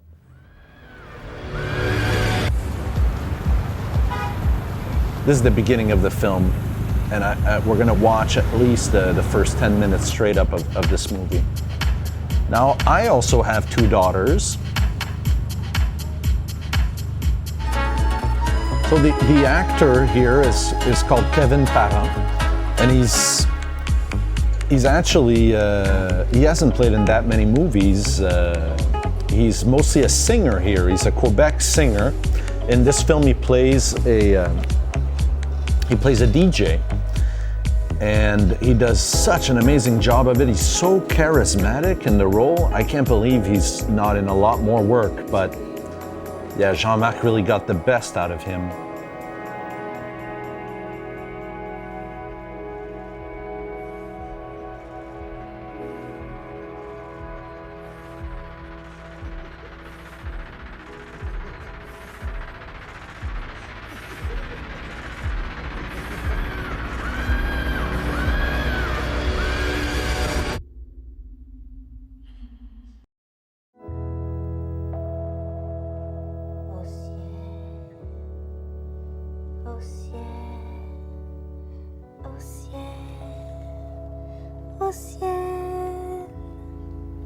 Do you believe in soulmates?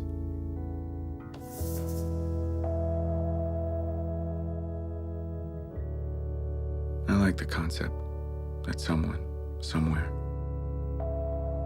is meant to be with you forever.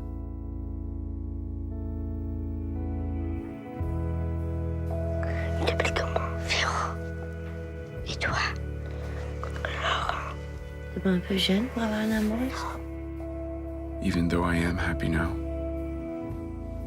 I still feel I fucked it up somehow.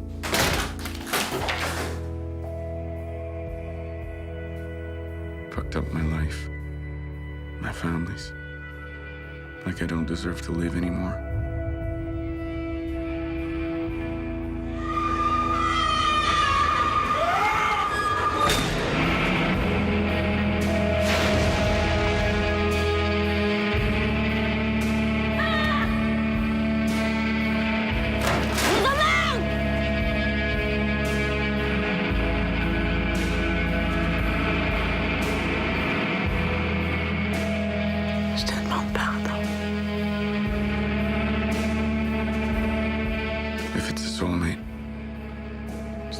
To end, right? It's not supposed to happen twice in a lifetime. It's you.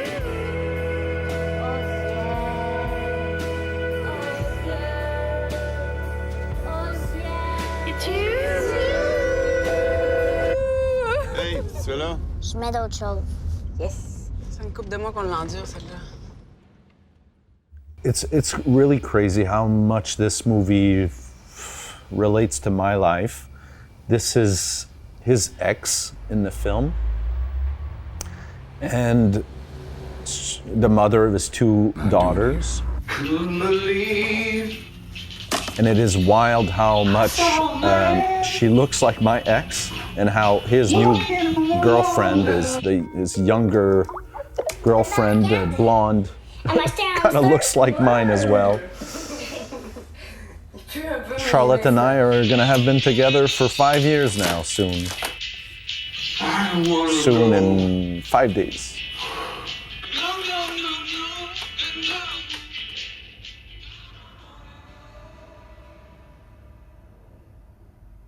Another link with my own life, I'm not a DJ, but for years I was a VJ, you know, mixing visuals in clubs like this. And I went, you know, not all over the world, but I traveled doing this for years. It was my life. I'd find myself in this sort of setting. And it was strange for me because I never really liked going into clubs or parties unless I was hired to be there. Donne plus de punch à ce qui s'en vient. Jean-Marc Vallée also directed, well, before he directed this movie, he made a movie called The Young Victoria with Emily Blunt. And then after Café de Flore, he made Dallas Buyers Club. And then later on, he made Wild with Reese Witherspoon. So he's incredible with actors.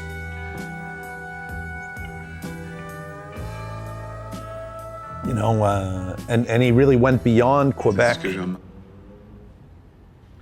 So he used his son as to play the younger character again, just like he used the same kid in Crazy. And that same kid is now his editor, as I mentioned earlier. You know.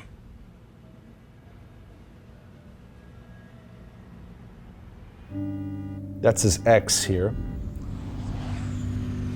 And she's having visions of this kid with Down syndrome. She keeps, I get chills watching this. Same thing with Léolo, I was getting the same kind of chills, literally. I just love these movies so much. Au ciel. Okay, now what are we doing here, right? Au ciel. This whole movie takes place in two different times. In France, some, you know, maybe 30 years prior. And it's the relationship between this mother and this boy with Down syndrome. And both stories don't seem connected. But believe me, they are. Now, this actress is Vanessa Paradis. I don't know if you've ever heard of Vanessa Paradis. She's a French singer. She became an actress later on.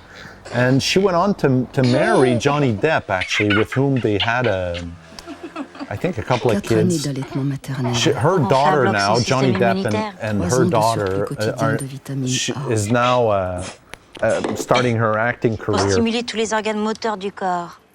Qu'est-ce que je t'avais dit?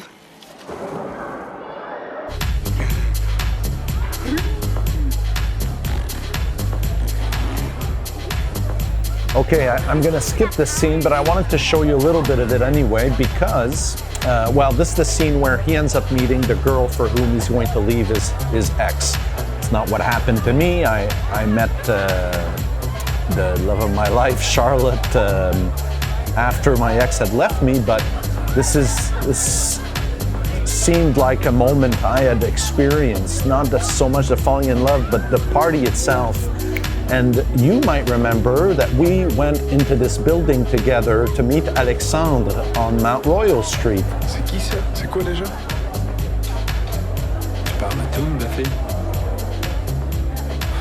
See, the guy he was just talking to is Jean-Marc Vallée. He's the director of the film. You barely saw him. So this loft where they shot this, I'm pretty sure is the same place that we were when we went to meet Alex. And I was telling you, I was telling Alex I have memories of parties in this building. And sure enough, as I was revisiting this, I thought, well, it seems like Jean-Marc Vallée has those same memories.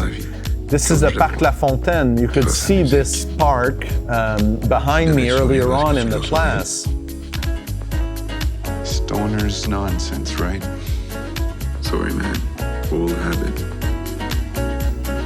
I like that you're noticing, how we fluently, really that's the word, not just fluidly, but fluently go between French and English in Montreal. That's very Montreal. It's not so much Quebec. It's a real Montreal thing.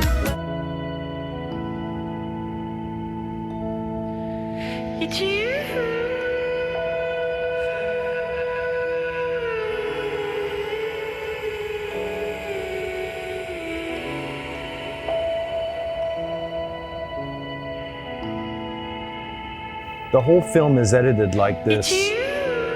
Overlapping these moments together, creating connections where you wouldn't normally see some. Basically these are lovers meeting for the first time. And here you have these two kids with Down syndrome meeting and connecting for the first time.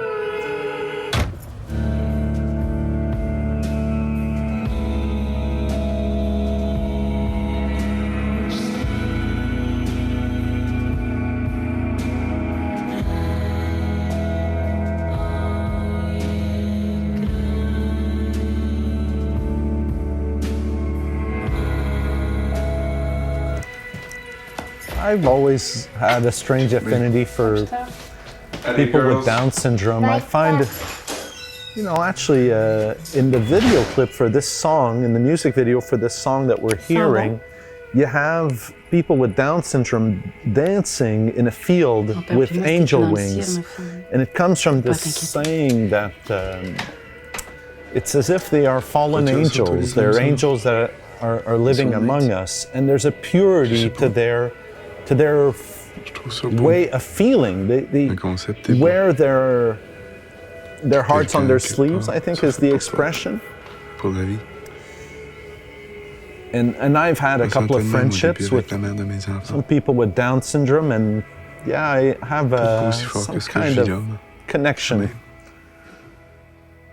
I guess for that reason, for this connection they have to their own emotions. It's something I really admire, and that I try to have for myself.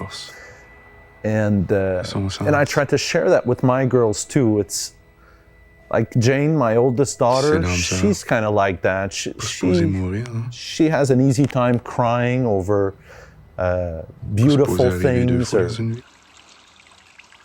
So she comes to understand that that those two,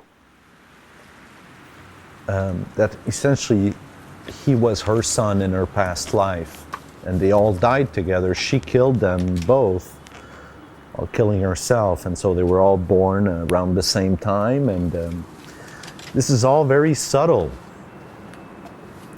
throughout the film, and you really have to piece it together. It's very poetic, and you could almost think that it's not real, that it's just the way that she ended up feeling.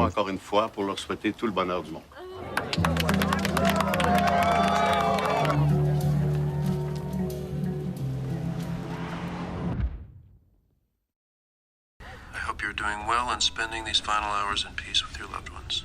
Rest assured that we will make every effort to keep the gas flowing right until the end. Coming up on the last night on the planet, and you're listening to CKRT.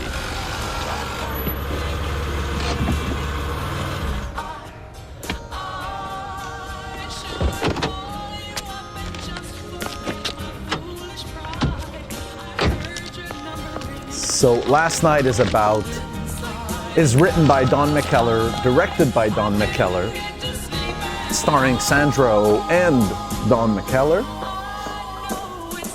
as well as someone else you just recognized. There was Sarah Pauly as well that was just mentioned. You found Sarah in The Sweet Hereafter last week.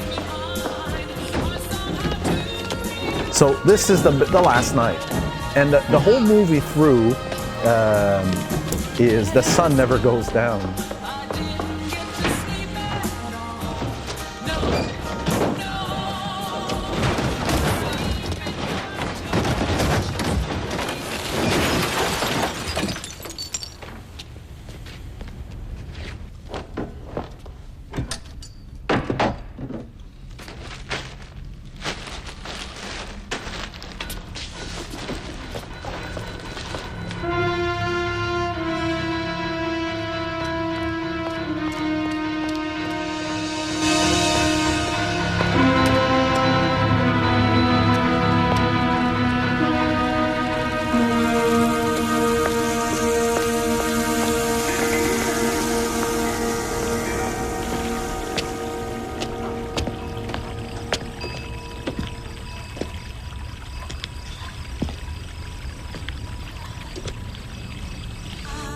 Hi, Mom.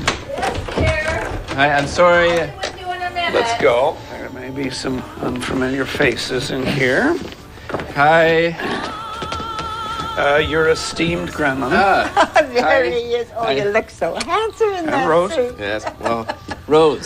You from remember Rose Edmonton. from Edmonton. Rose. Dear from sister Edmonton. Jennifer. Mm-hmm. And Alex. Alex, I thought that was you. I didn't know you back in the picture. I thought you'd fled to, Patrick. to the hills, with you. Patrick, shut up.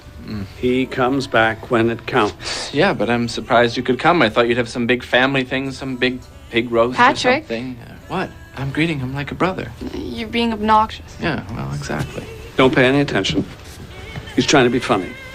Actually, we are going to my parents after. So, let's enjoy the time we have.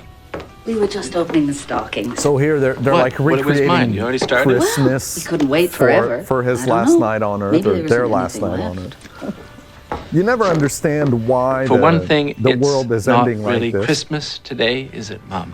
And for another thing, it's the end of the world. The world is ending tonight at midnight, and that's kept me pretty occupied lately.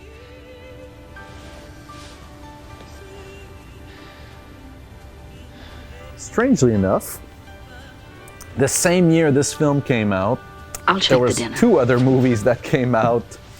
One called Deep Impact, and another called Would it hurt you to Armageddon. play along just once? Two very different films from each Means a other, lot but to her, to have all her three family. films have in common that Today it's- of all days. All right. It was the end of the world that year. CKRT, with you until the end. This is 1998.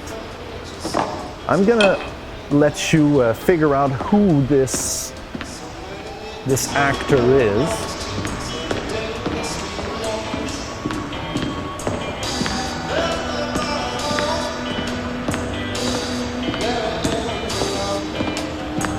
Have you figured it out yet?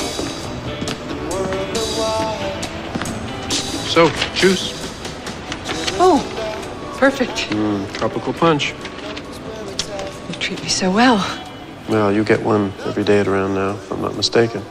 I thought I'd try it myself. I thought you never noticed. That actress is called Tracy Wright. I did. She's also a singer, and she was married to So, Don McKellar. How goes the battle? Fine.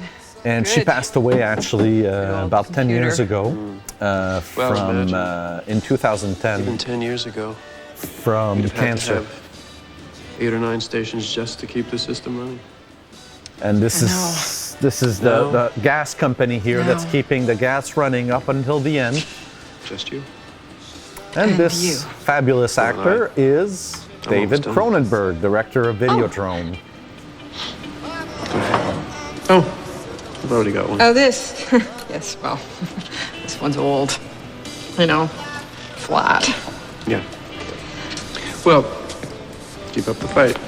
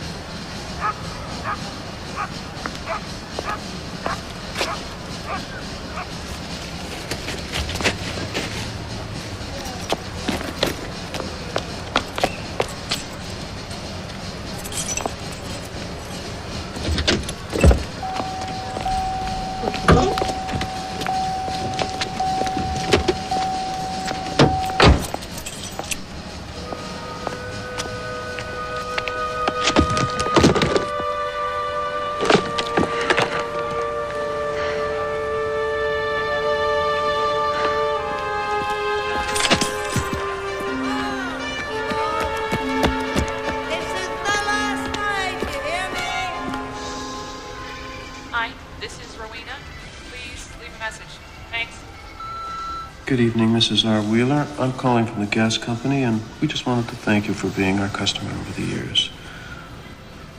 I hope you are doing well and spending these final hours at peace with your loved ones. Rest assured that we will do our utmost to keep the gas flowing right until the end. Thank you, and goodbye.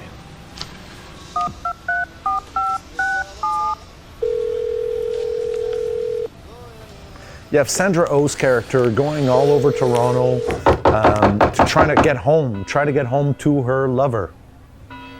The whole film is broken up in hours like this. You recognize this actor as well, I'm sure, from Existence and Double Happiness. Hi, Hi. I'm Lily. I know. I'm black. I could tell. Yeah, 100%. I believe you. You're perfect. Come on in. Essentially, his Make yourself at character home. is spending his last day sleeping with not just as many people as possible, but specific types. You know, he would wants to you sleep like in this a case drink? with a I black have, woman. Drinks? Cognac. All right. Cognac it is.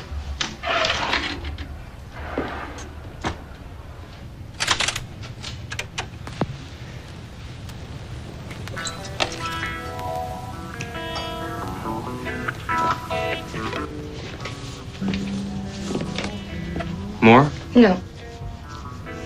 No, you don't have to.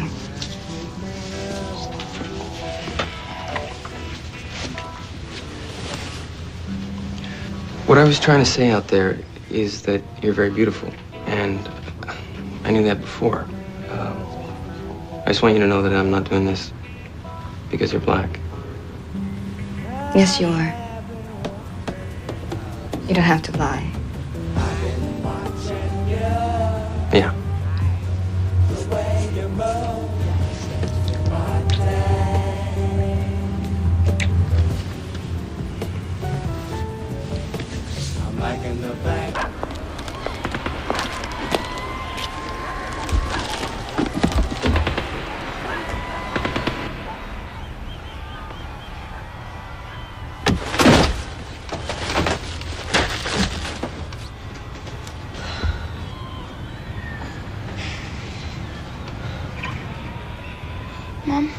Can I get my ears pierced?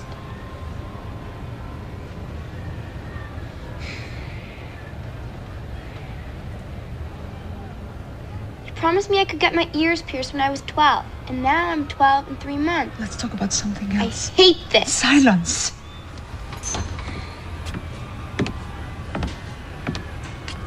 Excuse me, how long have you been waiting? Almost 20 minutes. Jeez, where did he go? Who? The driver? What driver? Arsène Kantian. She is Atta Megoyan's wife, and she also played in The Sweet Hereafter. So you see how this movie last night that I don't suppose you know waited how to the drive last this thing, minute do you? to show you kind of brings so much of what we've been discussing into the same movie. Filmmakers, actors. Don McKellar had also written The Red Violin. He had written the film by François Girard also. 32 short films about Glenn Gould. This Toronto shot is so Toronto. I almost know exactly where this is shot. And Sandra Oh's performance is so amazing in this film. You feel her distress through every shot.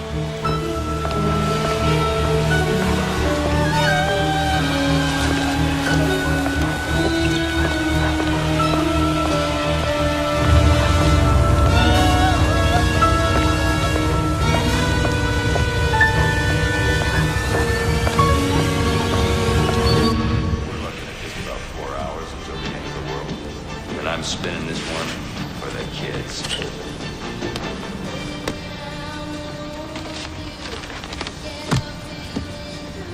Done? Done. I have a confession to make.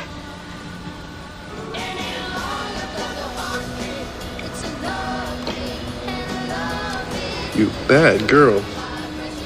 Every day? For 7 years. At 6 o'clock. No matter what I was doing, what I was supposed to be doing. One drink, my private ritual. But now it's off my chest. Of course, you know I could fire you for this.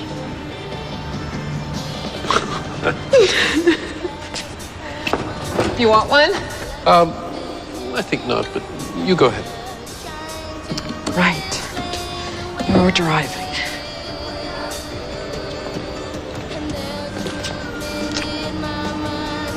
You'll call me if you need me? Now, why would I need you? That's true. If there's a problem,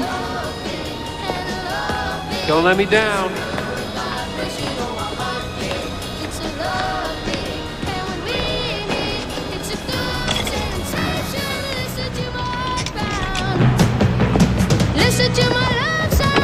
Patrick, just promise me you'll call them, okay? Promise. I promise. Swear to God.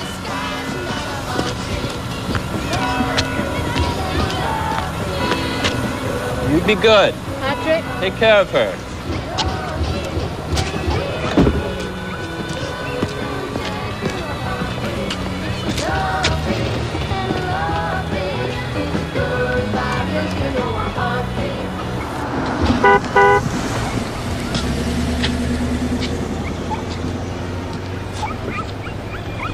Can I help you? This is where I live. Oh, sorry. Can I help you? No. Actually, yes. Do you have a phone? No, not in my person, no. No, but inside. There's a payphone in the corner. That doesn't work. Well, if that doesn't work, mine won't either. No, that doesn't work because it's smashed. Please, it's important. Hi, hon, it's me. I thought you said you'd still be there. No, I guess you got off early. Okay, bye.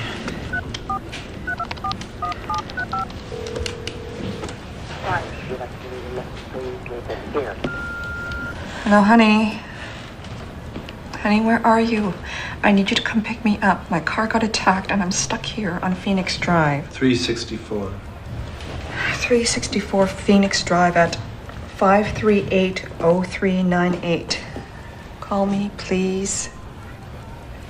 I'll try you on the car phone.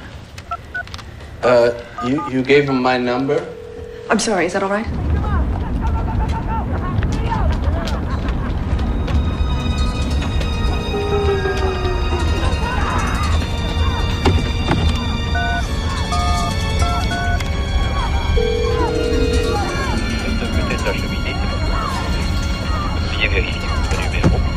Stupid cell phones.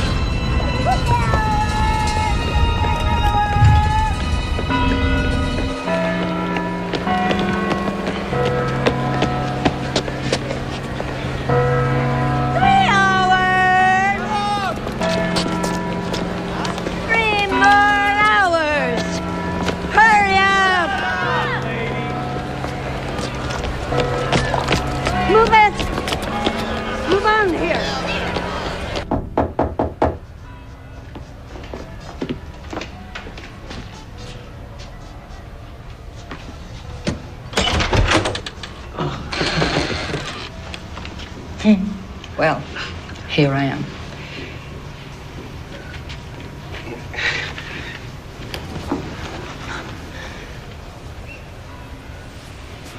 I'm a little bit early. Hope that's not a problem. No, that's perfect. My friend just left. We have the place to ourselves? That's right. Come in.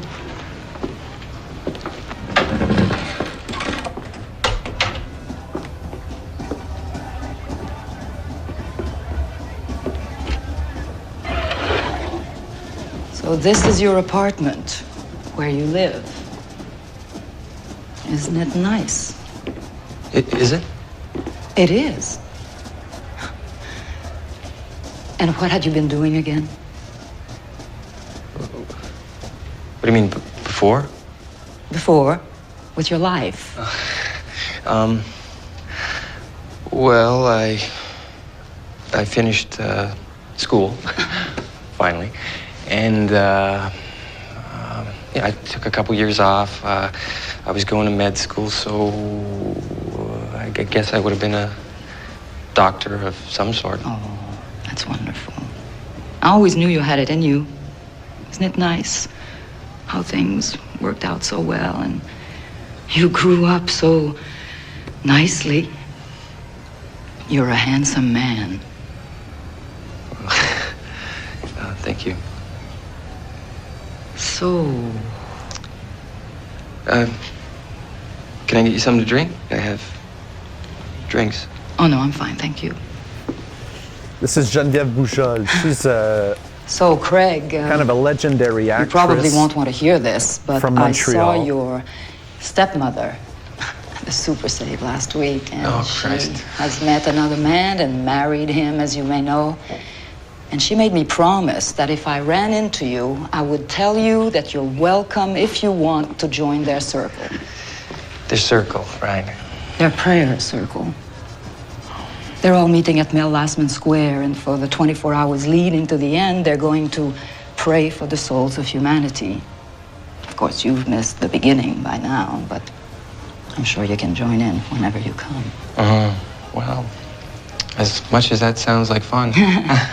So the whole awkwardness of the film, of the writing, of the acting is so Canadian. You know, we have this kind of polite awkwardness that permeates through this film in a way that I feel no other film does. Also appreciate that this famous actress, she's played in many American films as well, has retained her French accent. She's playing his old French teacher. Surprised by your call. And happy. You know you were always a favorite. My favorite student. You're a favorite of mine. Well, I know now.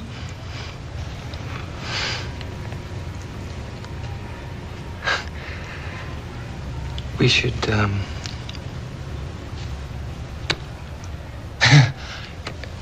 head to the bedroom. I've been watching you, the way you move your sexy body.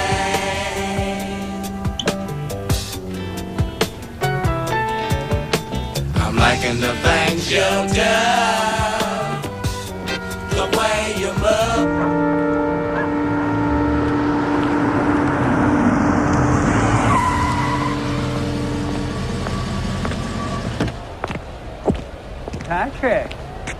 Patrick Wheeler. Hey, what a treat to see you today. Right, Menzies. This is a friend of mine from high school. Yeah, absolutely. The old orange and blue. Yeah, right. Is this your car? You know, you're lucky I ran into you today. Yeah, maybe. Because I have 2 extra tickets for the concert tonight that I would be honored to give you. Oh, great. So, what concert's that? The thing downtown? You didn't hear? It's my concert. I finally got my recital tonight, 11 sharp, Petrolia Hall. Really? Well, that's really prestigious. We all knew you had it in you. Spent all day driving around, me and my cousin Ernie, looking for a tux. Mine was ruined. Show him the tux, Ernie. Great, thanks. Finally found one at Harry Rosen. Harry Rosen, of all places. Right. Okay, well, that's the thing. My friend here needs a lift. Uh-huh. Well, I guess we could drive her, but it's only 3 blocks. Right, but she's going across town. Oh. But if you're finished with the car... Patrick, I need it, at least until the show. You know, Ernie might have to run errands or load equipment in. You know how concerts are. Right. I'd love to help you out. And your friend, she looks like a movie star. But I only have 1 car. Right. I'm not like Craig Zwiller. Well, good luck then. Break a leg. I'll keep them. In case you're in the neighborhood.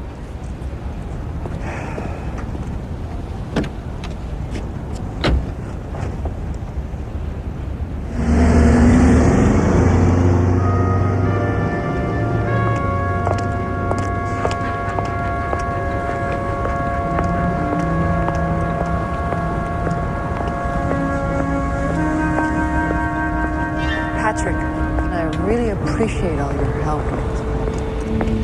Listen, my pleasure.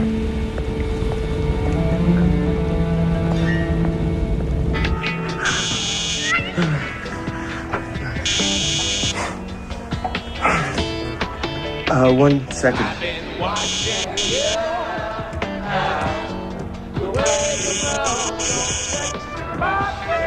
Yeah, what is it? Craig, it's me, Patrick. I have to ask you a favor. What is it? I'm busy. Let me in. It's important. Everything is important today. 10 minutes.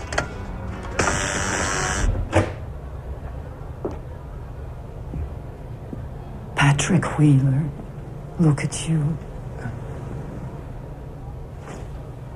Look like you're waiting for the principal again.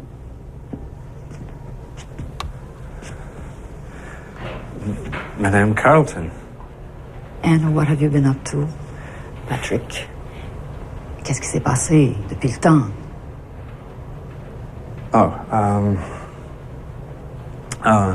J'étais un architecte dans un bureau d'architecture. You know my job? Oui, bravo. Je n'ai jamais fait quelque édifice moi-même, not actually built. Oui, oui. Mais j'ai travaillé, j'ai fait beaucoup de dessins et j'ai travaillé sur beaucoup de projets avec les autres architectes. L'important, c'est d'y mettre l'effort et de rêver. The important thing is to put in the effort and to dream. And I would say that is... Well, French was never your forte. also the advice I would have for you as your professor today. Au revoir, We'll just leave this Adieu. almost religious image as she says adieu, which means Dieu means God. To God is the direct translation of Bon adieu. voyage.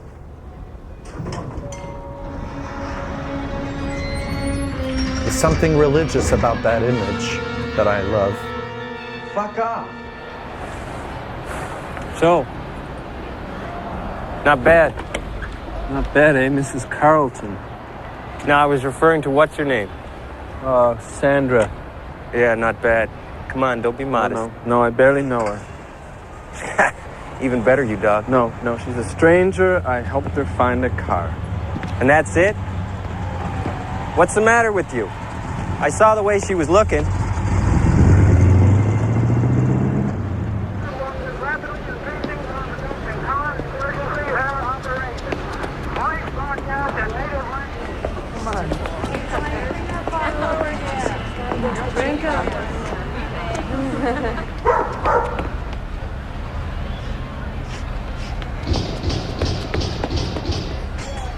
One and a half! Just 1.5!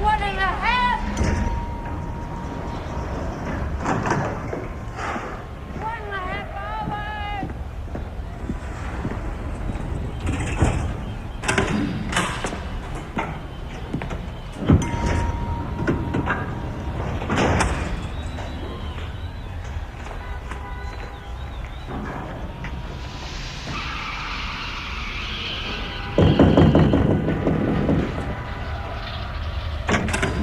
You gonna be okay out there? Yeah, sure. It's just a couple blocks. Can you do me one favor before you go? Sure. Come in.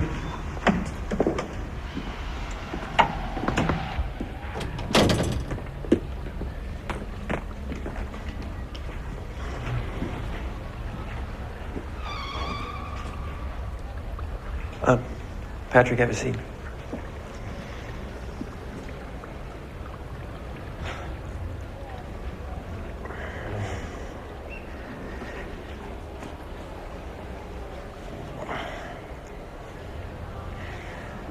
I was trying to give you a hint up there by showing you the list, but I guess you don't read too well, right?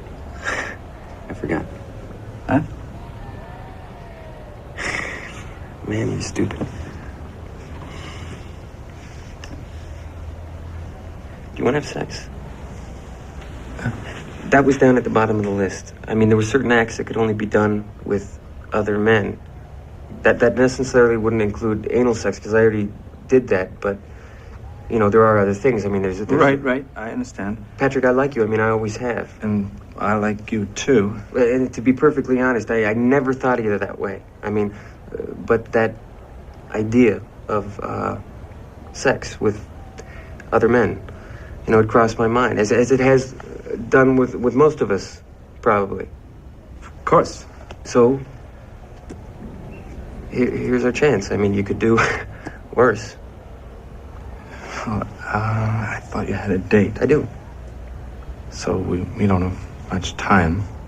It's not going to take that long. Come on, you've already done this. I don't know how many times today. It's going to take some time. Are you being judgmental? No, I'm not. There's no judgment here, because I don't have time for that. No, I'm not. I'm putting myself on the line here. And I'm flattered. I'm moved by it. I don't fucking condescend to me. I would do it. If you asked me any other time, I swear. I always thought I should, you know. If you'd given me some time to prepare psychologically, and some time after, a couple months. I knew it, you're a wuss. It's nothing personal. It's nothing to do with you. I would say the same thing to a woman. It's just sex. Today, I just don't. Wuss. It's nothing personal. It's nothing to do with you. It's psychologically, and some time after, a couple months. I knew it, you're a wuss. It's nothing personal. It's nothing to do with you. I would say the same thing to a woman. It's just sex. Today, I just don't want to risk having bad sex today. Just don't want that to be the last thing on my mind. And you think I'm fucked? But I love you. And I love you, pal. Okay.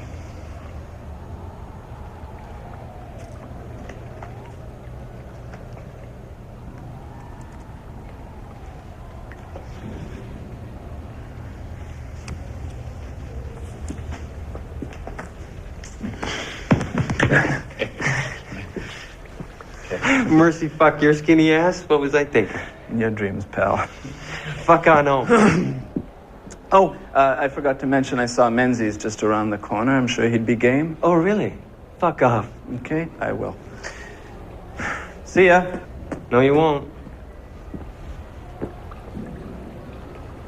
Good luck. Fag.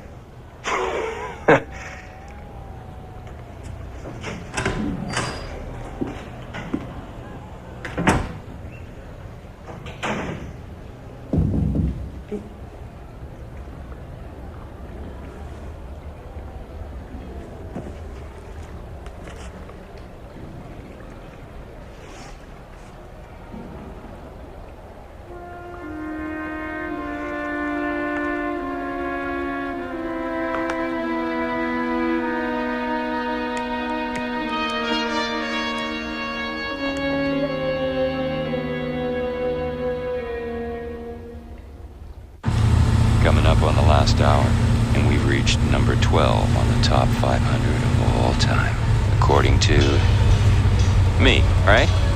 So don't bother calling in. This time, it's my choice. Did you know I'd go to sleep and leave the lights on? Hoping you'd come by and know that I was home, still awake. But 2 years go by and still my lights on.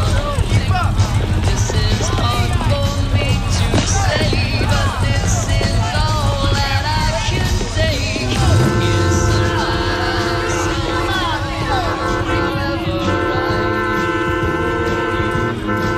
It's the last time. Hey, this is for pedestrians! Get out of the way! Get off the car! Get off the car!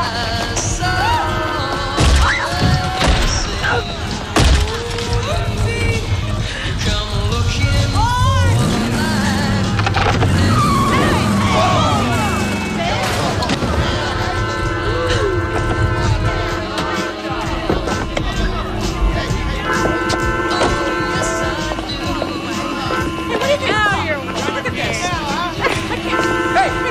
for the light. Hey, Benny! Hey! Where you going? When you have some fun with us, come on! Just go away. Come on, okay? baby! Just go away. You understand the virtues of fun. Come on! When you have some fun with us. Leave me alone. Leave me. Come on! I just want you to have a little fun. I just want to I just want you to be happy. I don't think you What? Leave her alone! She doesn't want to party! Thank you. I can handle myself. Are you okay? I've got a gun! Okay. Come on, let's go. Take care. Forget about it, come on! Yeah, I don't know. I'm waiting for him. Hey, who was that? A lady. Oh, yeah? Well, thanks anyway. I thought it was a friend of my brother's. He used to collect cars like that. Fuck. Come on. Let's go. Well, where's this party anyway, huh? Let's go.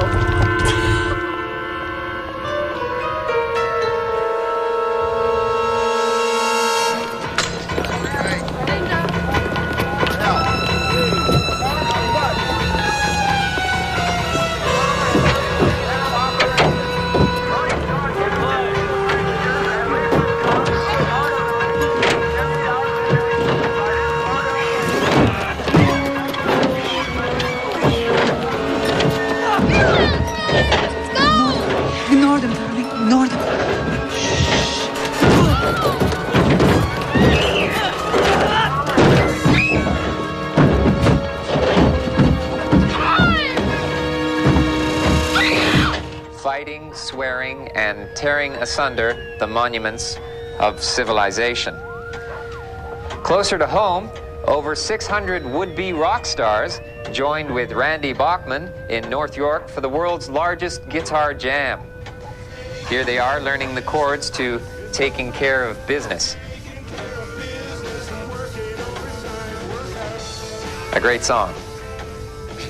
We now continue with our live coverage from Nathan Phillips Square, where hundreds of thousands of people are now converging to celebrate and to mourn. Thanks again to Hank the Hammer Adletsky for braving the crowds, and of course to our own Terry Olin, who's manning the control board and operating the camera, basically keeping me on the air. You're doing a fantastic job, Terry. Fantastic job, really. Take a bow.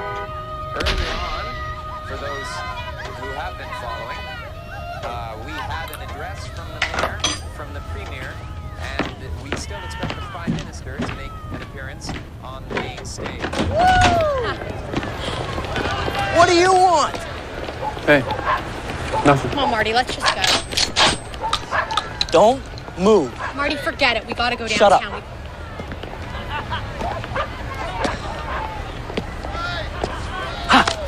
Come on, Marty, forget it. Let's just get out of here. Shut up.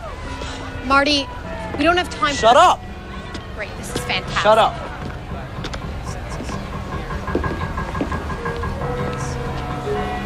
I think his lines are very interesting in connection to his films. And his demise is also interesting in connection to his films. I'm not afraid of you.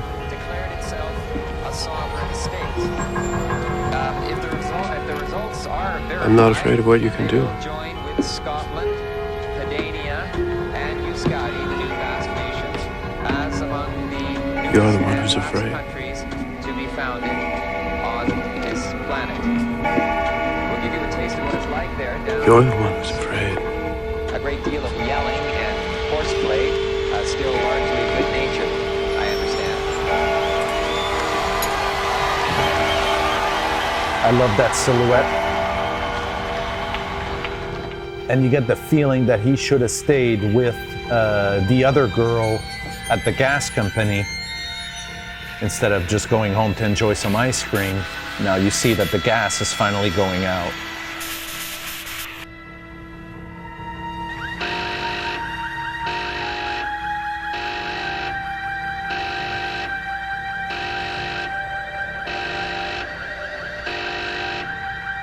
And the girl who was there before, played by Don McKellar's wife, has also left to meet him. And in short, their story is that she is a virgin. I understand they have become a little more rowdy, although there are no major incidents to report. Well, pop that champagne. This is the only It's now gore officially we see in the entire 10 minutes film, and they until gave the it end to of the world. David Cronenberg. Isn't that interesting?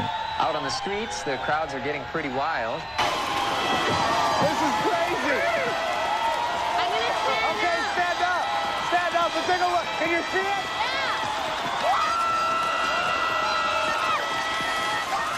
Sarah Polley, as I mentioned before, also became an incredible director.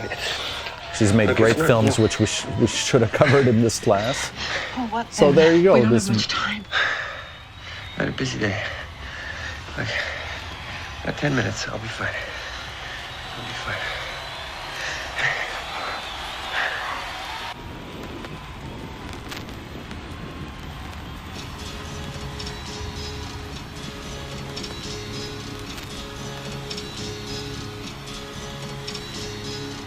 Guantanamera, Guajira, Guantanamera, Guantanamera, Guajira, Guantanamera. Yo soy un hombre sincero. Okay, we'll just watch the ending of the film. How will I know? You'll know. How? It's never happened before. How will I know? We'll know. It's too big. Wait till you're certain. God, it's times like this when I really miss the night.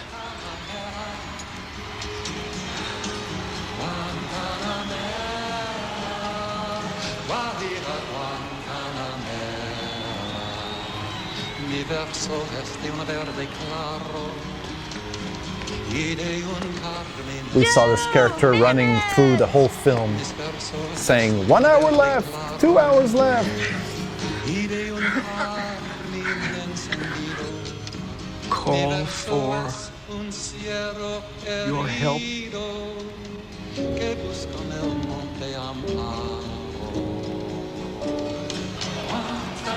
She went to see the concert that the guy was putting on for the ending.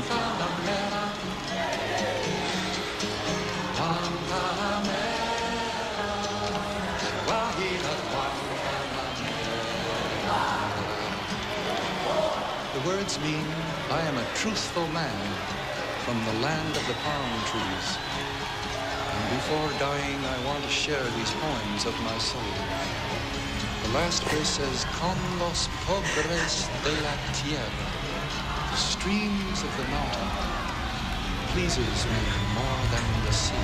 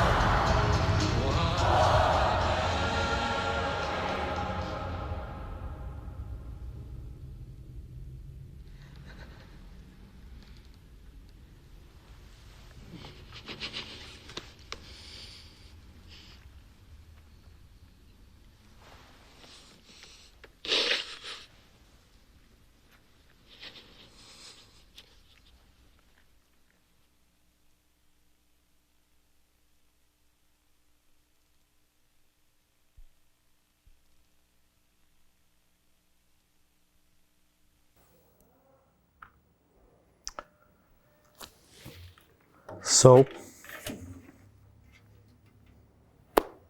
this has been Canadian Culture Through Film. I'm Jason Rohde. I'm going to leave you now with something I put together some time ago that I never released, really.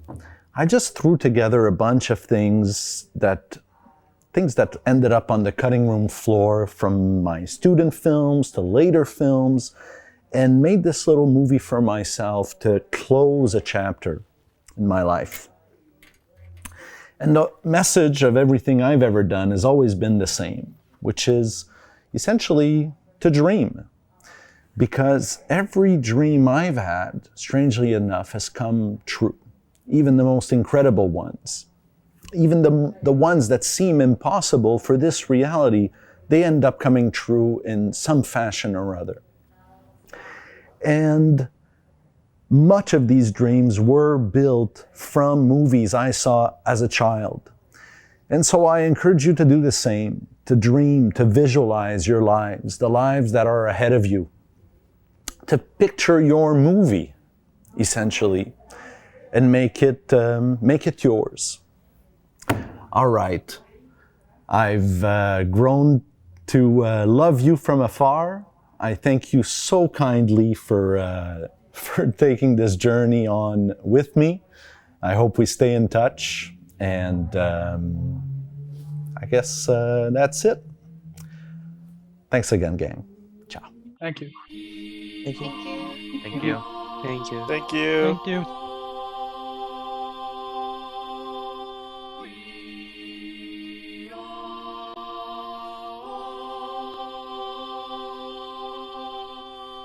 Last time, I told you everything that happened was completely true.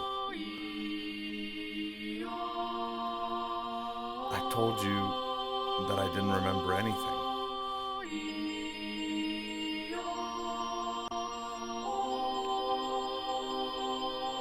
That's a lie. I remember everything.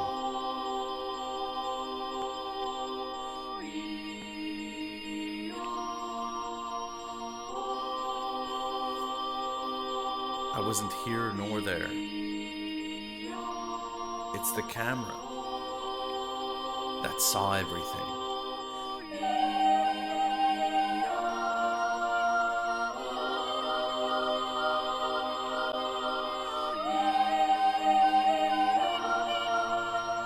There was a time back then when I thought filming it would make it true.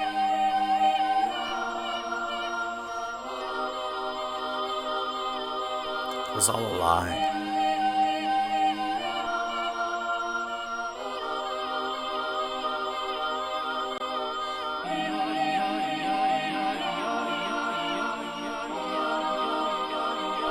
The essence of something that was never there.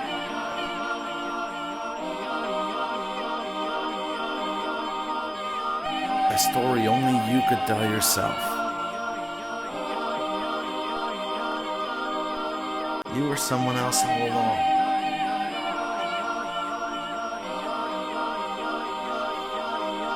It was the mirror looking at you.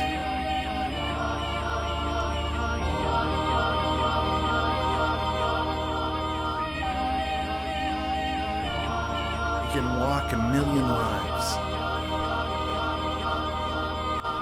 24 deaths a second. I've got to get out of this movie.